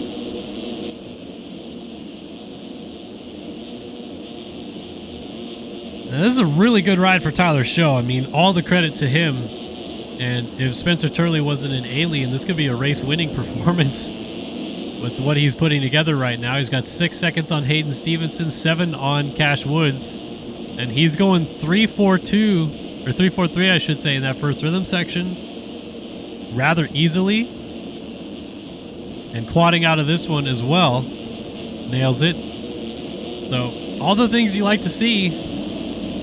So happens that the guy ahead of him is still putting 54 flats down when everyone else is 56 and above. All right, though, Tyler Show, 54.5. lap times are pretty comparable right there, only 5/10 off. Not too bad at all given what Shirley was doing out front, and he also is getting into some lap traffic, a lot of lap traffic. That was Thorson, he just lapped. Jake Spieth, 2:16 going a lap down. 7.5 minutes in, he's lapped up to 12th.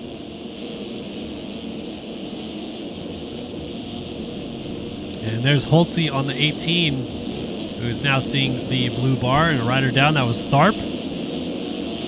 So 11th place has been lapped, and 10th place is right in front of him. So the more people he laps, the higher he goes up in points paying positions as well. So these guys not that keen to let him go around at that point, because they're, in Holtze's case here, fighting for a top 10, but Holt does get out of the way and let him go. Very nicely done. Good fair sportsmanship move right there. So now 10th place, a lap down, Evan Holt.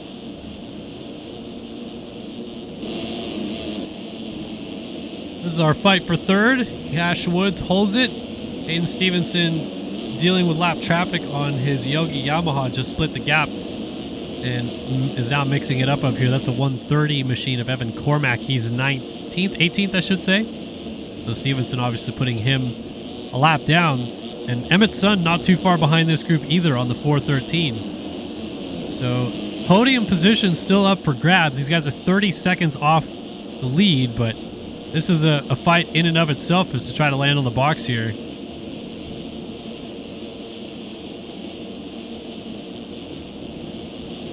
There's the 413 of Sun, almost through the front door. John Heilman pretty far back at Emmett Sun, another 9 seconds or so, but Sun just went down, so Heilman should be able to get close enough to take advantage unless he goes down in the whoops. And as I say that, he does. Unbelievable. John Heilman goes down. So Cobble goes by, and Schaefer went by. He's going to get going just before Wyatt Carter gets there. 10 minutes in, just about, plus a lap. So we got 5 minutes and a lap left to go. As mentioned, Schaefer went by, Cobble just up the road here. There's Emmett Sun on the 413. Cash Woods. Oh, it looks like he's just picking it up from a fall and almost got teed up by Cormack, who is still in the 20 spot. So Woods just relinquished the 3 spot because Stevenson at the end of the whoops is now up to 3rd. And we're under 5 minutes to go, so Stevenson has 5 seconds behind him, but 15 seconds up ahead of him if he wants to run down Tyler Show.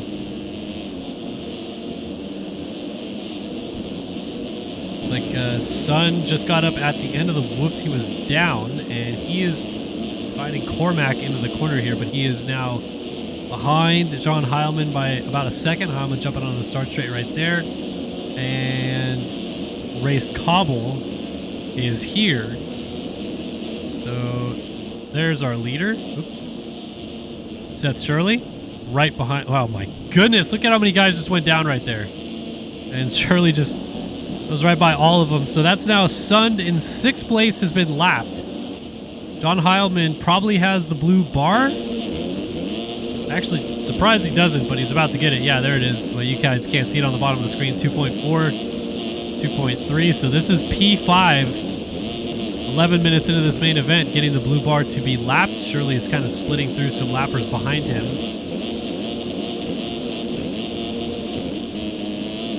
So let's see where Heilman elects to move aside, or if he will. Because he's second in the championship, so I guess if you're trying to fight for every penny, you're not going to let the championship leader who's leading the main event just go by.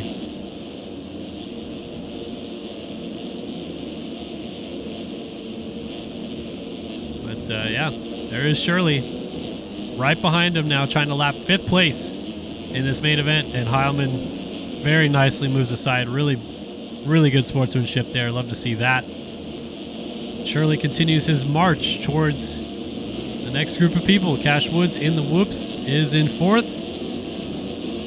Tyler Show is 31 seconds off the lead, so Hayden Stevenson suddenly has a little bit of an outside shot at still getting 2nd in this race.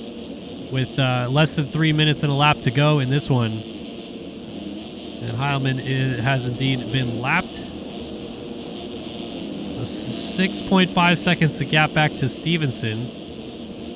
And Tyler Show still tripling, not quadding though.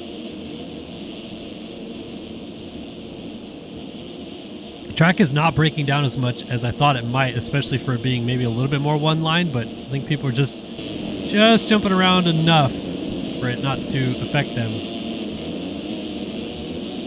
The Show is about to be passed, man. Tanner Thorson give him the works right now.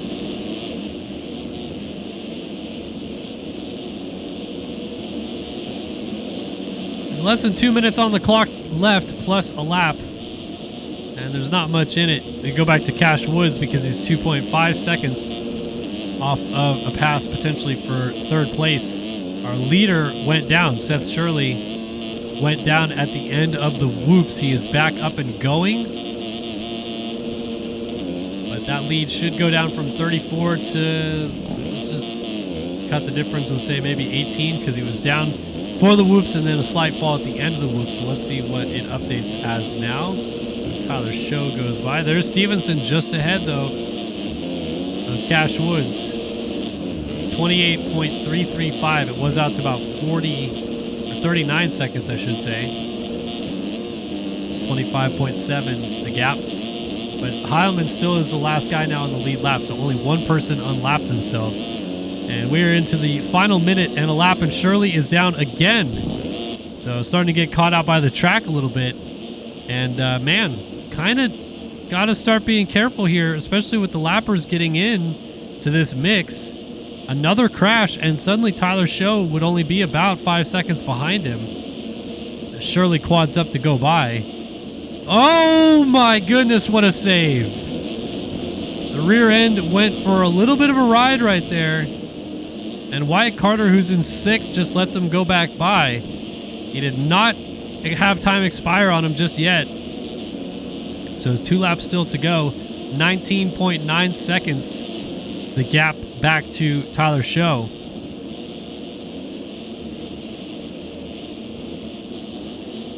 And Heilman once again seeing the blue bar up ahead of him as the 49 is just trying to hold on for a top 5. And he keeps having to get repassed by Shirley. Certainly not the most fun thing that he's dealing with, but Shirley makes it look easy and goes on by. Battle for third is on as I go back to Cash Woods, and he gets into the Davalos bales and goes down. So Hayden Stevenson goes by into third, or was in a battle for third, I should say. And hangs on. Oh, the lappers almost took him back down with him, though. White flag now waving for Shirley out front.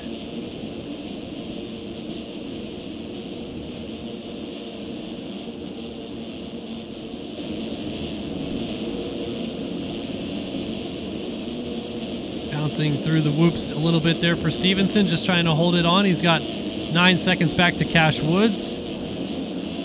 And here it is, folks. The leader of this one again, on his way to another win in this main event. And chasing history. It'll be his 9th career win, his 6th straight win in 250 Supercross West, as the countdown is now just about on for the perfect season. He's into the second half of the season, and he is going to keep it perfect. He almost gets teed up in this second to last corner. But for the 6th time and the 6th time in a row, Seth Shirley is a winner as he takes the 250 main event in Seattle to make it 6 for 6 in 250 West in 2024. Really, really good ride here for Tyler Show, and all the credit in the world to him for the performance he puts on here tonight. It's going to be 2nd place for Tyler Show, and as mentioned, if not for Seth Shirley, that very well could be a race for the win right there between he and Stevenson. Stevenson wraps out the podium there in P3. Cash Woods looks like he'll pick up 4th. John Heilman will eventually have stayed on the lead lap, as did Austin Schaefer, because I believe Shirley crashed once again on the last lap and gave it all back to him.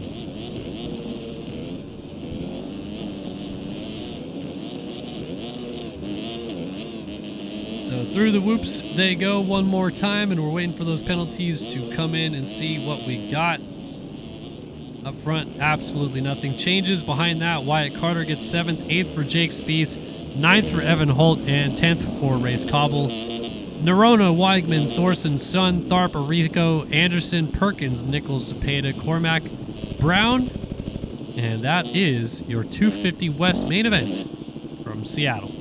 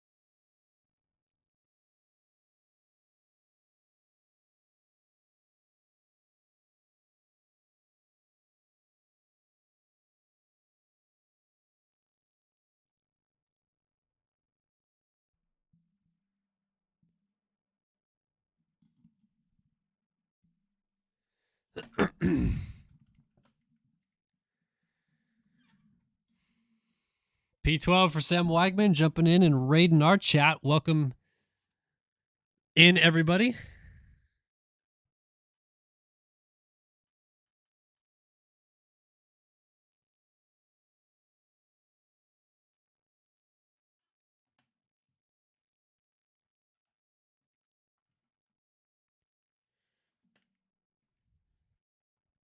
All right, 450 main event coming up, folks. It is time for round 11 of MotoOption Supercross here in MX Simulator. Going to the gate for 450 main event number 11 of the year. Tyron Tomic, Johnny Padani, Nick Sellen, Jeremy Smith, Bob Joe, Jack Haley, Logan Leitzel, Braden Castellaneta, Brandon Larson, Nick Sellen, Braden Carter, Jacob Hubbard, Tanner Rogers, Luke Sullivan.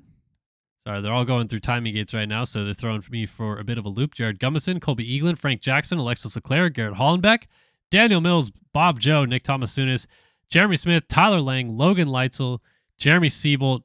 Who have you got for the win? Who have you got for the Design Lab Co. whole shot winner here tonight at round 11 of the series?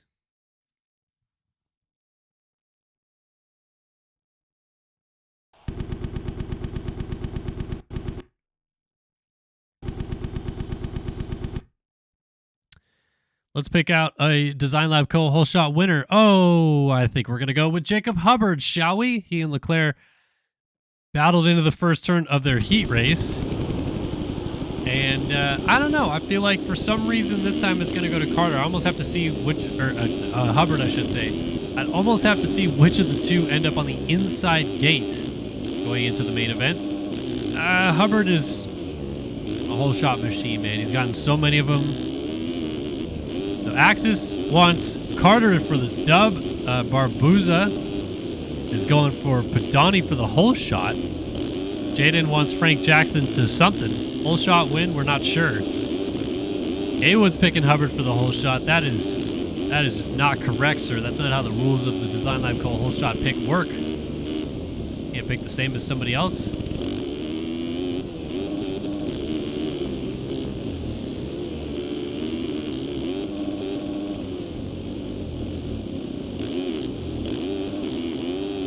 Frank Jackson is going to be on top, says Jaden. So he is keeping the faith alive. Jackson has got Leclerc. Haywood's picking D-Mills for the whole shot. Whole shot D also going for Leclerc here tonight. So let's find out, people. It's round 11 of MotoOption Supercross coming to you live here on Start Your Systems TV. 20 minutes plus a lap around this Seattle racetrack. And here we go. Jacob Hubbard, 3 inside from the box. Castellaneta, Carter nearby as well. Carter actually outside of the box. Leclerc way outside. Who's going to get the whole shot? Here we go. Round 11. Let's go. Pretty good jump for Hubbard. He's side by side with Hollenbeck into the first corner. He's going to tuck to the inside and try to control it. but it's actually going to be Nick Sellen getting the Design Lab Co. shot. He's going to lose the lead for a second, but I think he's going to take it back into turn 2 up the inside of Hubbard, and he's got it.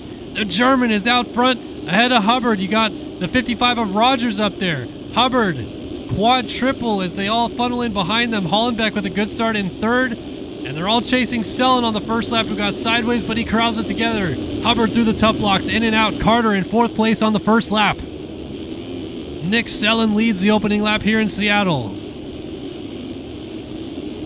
So it's Sellen, Hubbard, Rogers, Carter, Sullivan, Leitzel, Siebold, Eaglin, D-Mills, and Tomasunis in the top 10. Alexis Leclerc P20 at the end of lap number 1. But man, Nick Sellen still has not got, I believe, his first career 450 Race Factory Gaming NA win to his credit yet, as many EU wins as he has had over the years.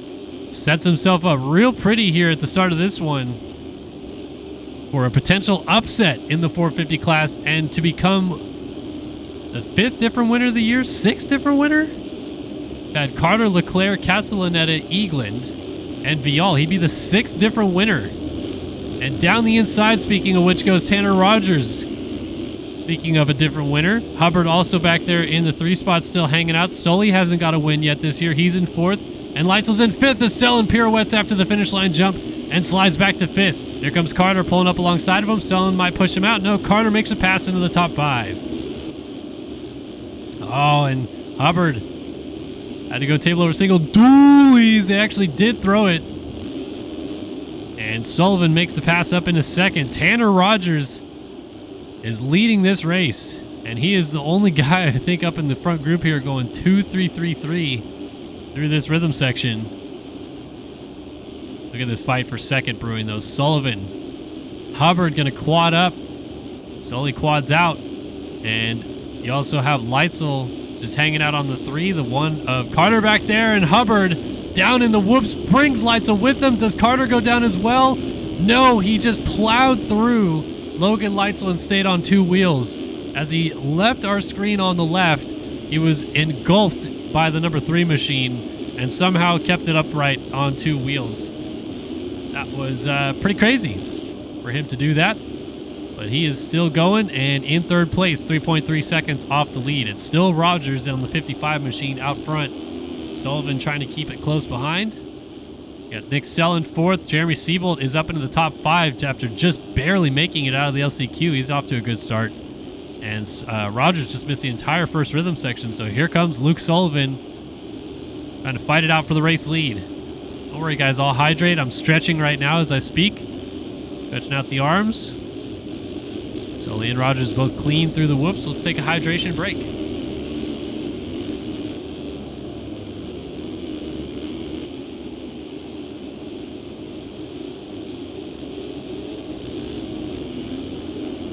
Battle for the lead starting to heat up a little bit early in the main event at Seattle. Tanner Rogers and Luke Sullivan going at it. Braden Carter, 1.9 seconds off the lead, landing off the Supercross triple in the background as these guys go up and over the wall jump. Fastest lap of the race, checking in P11, Colby Eagland at a 53.109. Danger to the lead, potentially no. Sullivan misses it. Carter is going to go by around the outside, and Sully just lets him have it. Both of them check up, trying to triple quad, and Sully can't get it. Carter does, and the fight for the lead is on. Now, Rogers and Carter, there's been a couple times the last few weeks that Rogers has gone down and brought Carter with him. And if you watch Carter's streams back, the number 1 machine has not been too thrilled with his teammate here. And it's not necessarily Rogers' fault. It's just bad circumstances for Carter. But, oh, and speaking of going down in the lead, Rogers, how did he save that? 3 wide, kind of trialies, but not fully over the Supercross triples. Nick Sellen gets into the picture, and Carter's out front.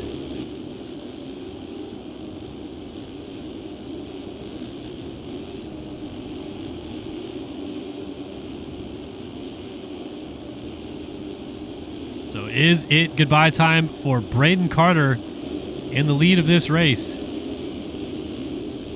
Already out to 2.5 seconds. Oh man, those whoops. I just feel like at some point they're going to pull these guys to the ground.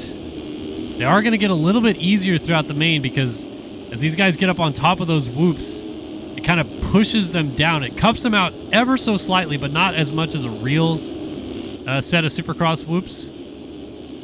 And so because of that, these guys kind of push them down, flatten them out a little bit. They become a little bit easier to just skim right across the top of. And Carter's hoping for his sake that that does not turn into his kryptonite in the second half of this race. Does not look too good in that first rhythm section through here. And Rogers just going to case that triple, but still get the triple out. Kellen and Luke Sullivan keeping him honest. Seabolt's still in 5th, only 6 seconds off the lead, and Braden Castellaneta just ran a 52.8 in 6th for the fastest lap of the race.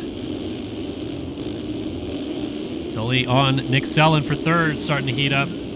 14 minutes of this race still to go. And as easy as it is to say, well, Carter's got this, you got to start pulling away, that's not how it goes always, and I feel like these guys are all hitting some pretty similar lines on this track.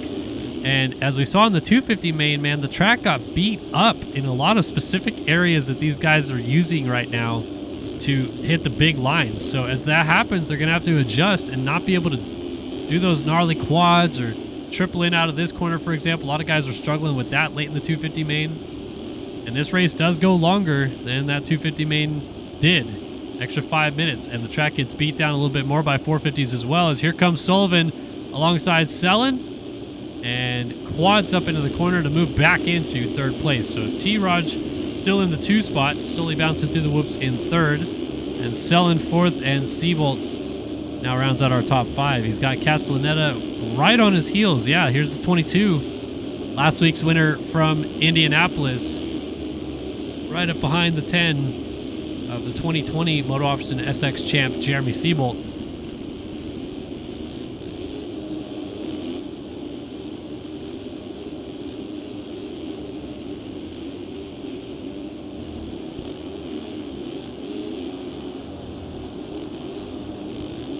Oh, Seabolt a little wayward right there. Braden Carter resets fastest lap of the race at a 52.234 out front. Only 3 other riders were in the 52s last time by. They were Luke Sullivan, Colby Eaglin, and Frank Jackson. That fight for a second heating up again. They're just getting through lappers a little bit. Close though. Definitely Sullivan's keeping Rogers honest for this position and not letting him get away. And then similar for Seabolt, well, it was Castellaneta close, but starting to lose touch just ever so slightly. Nick Sellen has gone back to 6th due to a crash. There's Eaglin, Leitzel, T-Lang, Jackson, Hubbard, and Haley as we kind of go through the field a little bit. This is P12 for your 2019 MotoOption Supercross champ.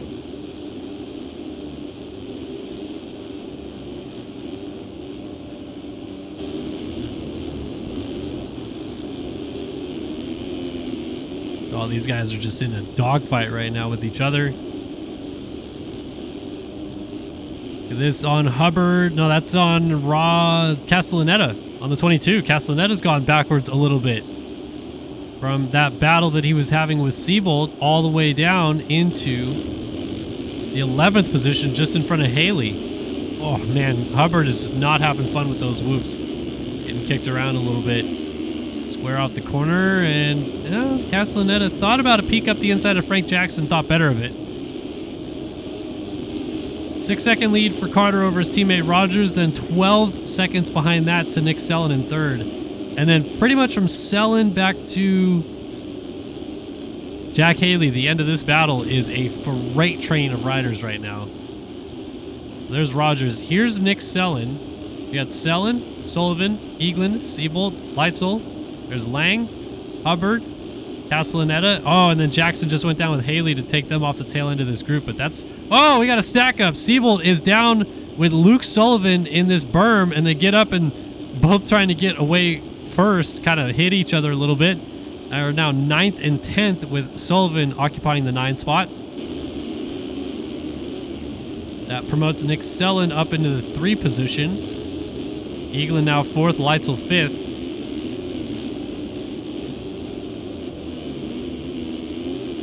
Fastest rider on the track last time by Nick Sellen at a 52.585 in the third position.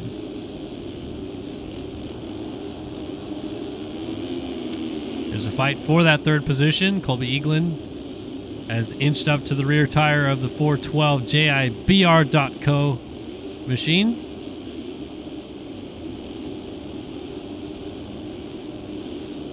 And just as he got close, he makes a big mistake in that rhythm section and will fall back a little bit. Man, all the credit in the world right now to Tanner Rogers, who's keeping Carter honest. 5.3 seconds the gap out front. They have pretty much checked out, because this is Rogers on the triple, and then just after the sand is Carter. And Rogers was actually faster than his championship winning teammate last time by at a 53.1 to a 53.3 out of Carter. So 9 minutes left to go in this race plus a lap. And Tanner Rogers is at least keeping it somewhat close enough that if Carter throws this thing away, he's going to be there to pounce and take the opportunity.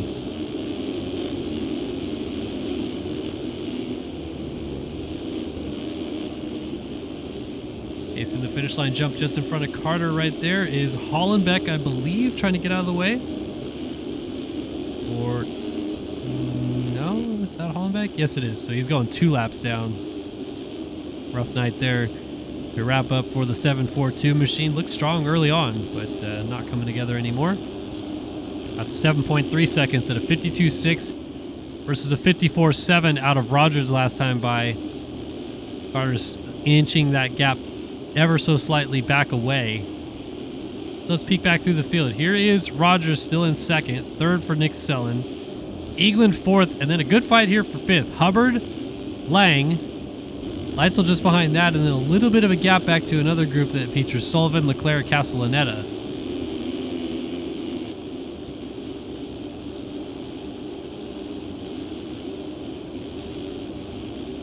And Hubbard misses his preferred rhythm right there, casing the triple on, doesn't get the triple off. Loses that position to Lang, and now Leitzel's hoping to take advantage as Hubbard almost goes through the front door on the quad out. Man, you can see the whoops now. Everyone's tracking much straighter through them, and I think that's just because they're pushed down on the top. We'll go on board Leitzel here in 7th and see his perspective. Oh, little dualies right in front of him. Watching Hubbard go to work on Lang for 5th.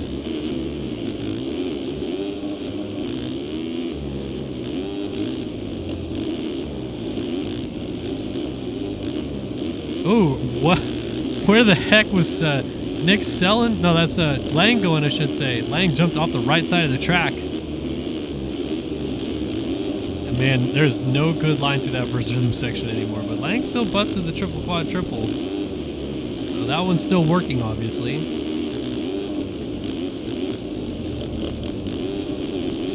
Oh my, that was a nice save by Leitzel. Threaded a needle.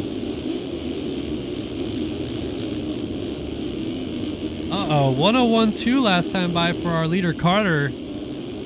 And suddenly Tanner Rogers 3 seconds off the lead. That is the gap right there, folks.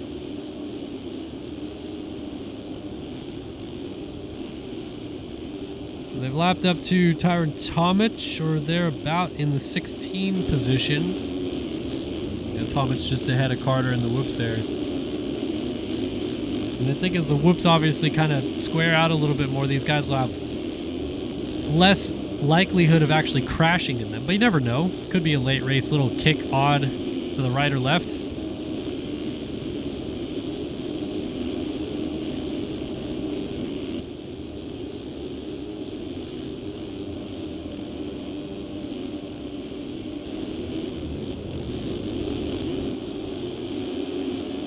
Leclerc about to go a lap down, so that is second in the championship, once again about to get lapped by the current champ.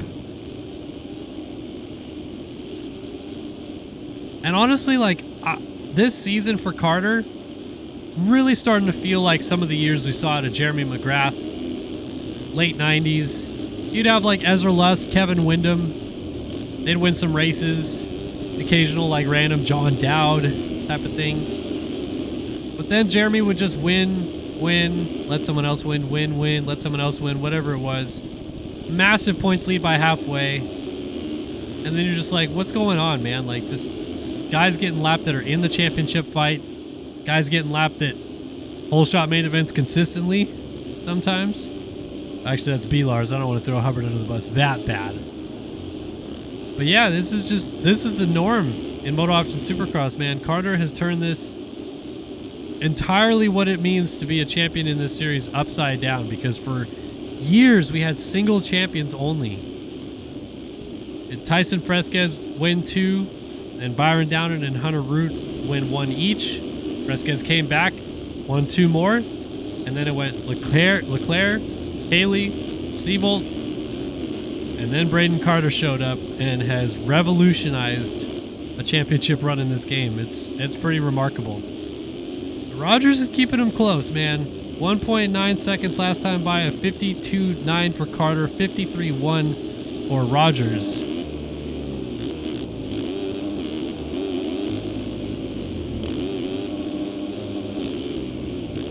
Trying to see where he's maybe gaining or losing some time. Pretty even through there.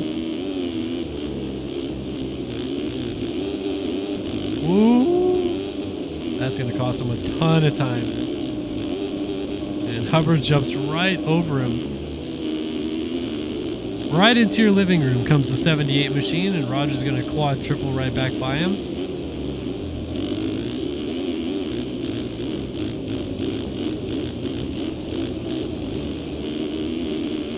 So as soon as that gap was about 2 seconds, it's ballooned back out over 4. 54.8. For what it's worth, Carter has lapped up to Brandon Larson in 13th now, working on his teammate Castellaneta, I believe, next. It'll be a little ways before he gets there. And Castellaneta still running very competitive lap times, so it'll be tough for that to exchange. Again, trying to do the math here. Carter won the opener, then Vial won round 2. Round 3 went to Leclerc. Round 4 was Carter. Round 5 was Eagland in Detroit, right? Or was that Arlington? No, Detroit was Carter. And Glendale was Carter again, I think, right? Carter's got 5 wins this year, I'm pretty sure.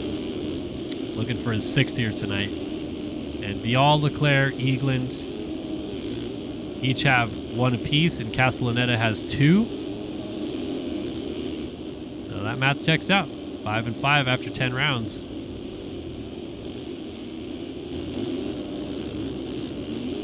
That's right. Shirley won Detroit. So there's been Eagland, Castellaneta, Shirley, Leclerc, Vial, Carter. There's been 6 winners so far this year. Carter has 4 main event wins this year. He's looking for his 5th. That sounds like, it's honestly crazy to say, yeah, we've had 10 rounds, 6 different winners, and one guy has got this championship pretty much like he's basically already loading the trophy onto the semi. And there's been 6 different winners in 10 rounds. Like, the absolute inconsistency of everybody else is really what's flipped this championship around.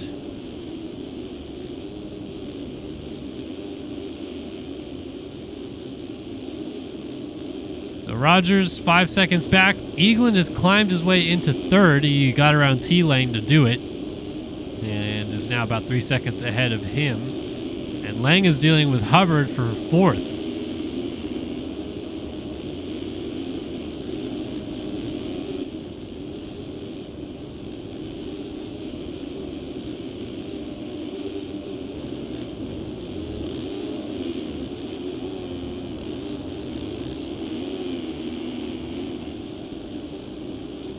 Who wins in this fight? 2 different options as well still being used. I'm actually surprised. I mean, we can't see the face. Let's go on board Lang, actually. Or yeah, Lang. We'll go on board Lang and see how gnarly these ruts have developed. Because there's some sections, like, I'm just curious why they're not choosing certain lines. Hubbard's going to go by, so we'll go on board with him. You can see how flat the top of the whoops are now, and that just makes them way, way more blitzable.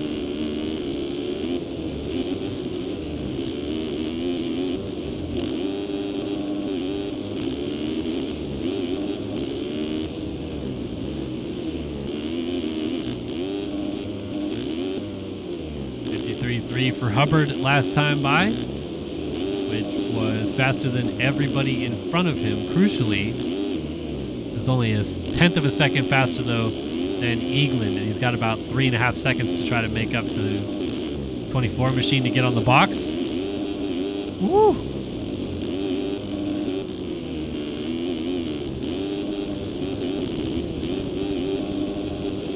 Riders down as Hubbard jumps between Larson, JS4. Oh, and he ended up left side of the whoops and goes down.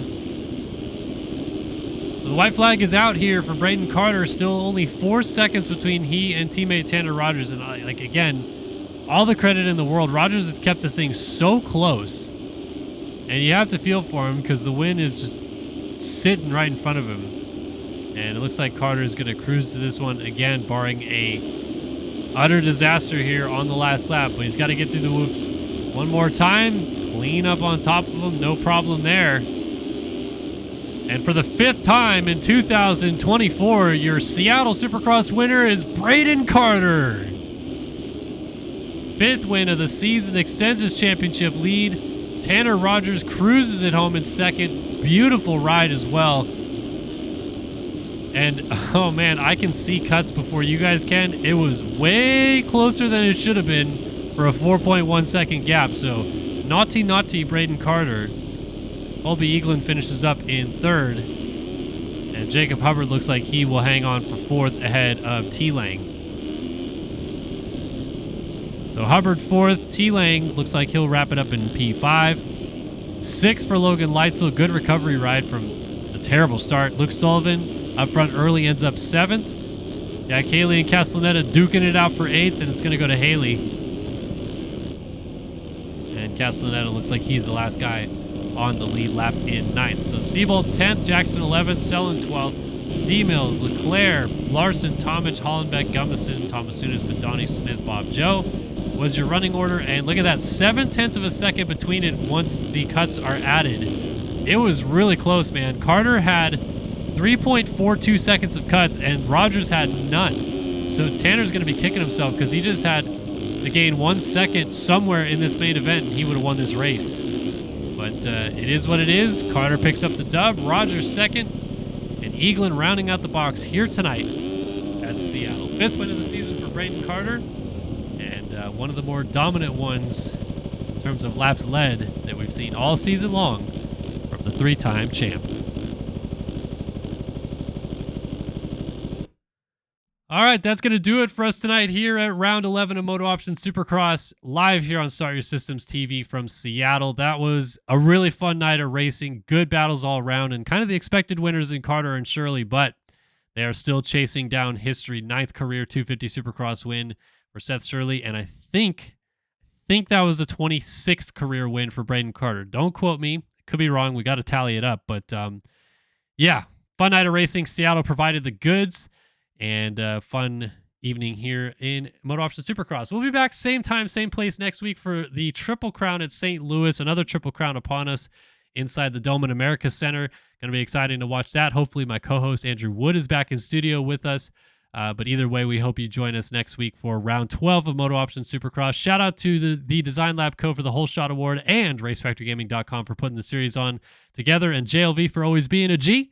Appreciate you guys watching another stream here on Start Your Systems TV, and we'll see you next week. So long for now.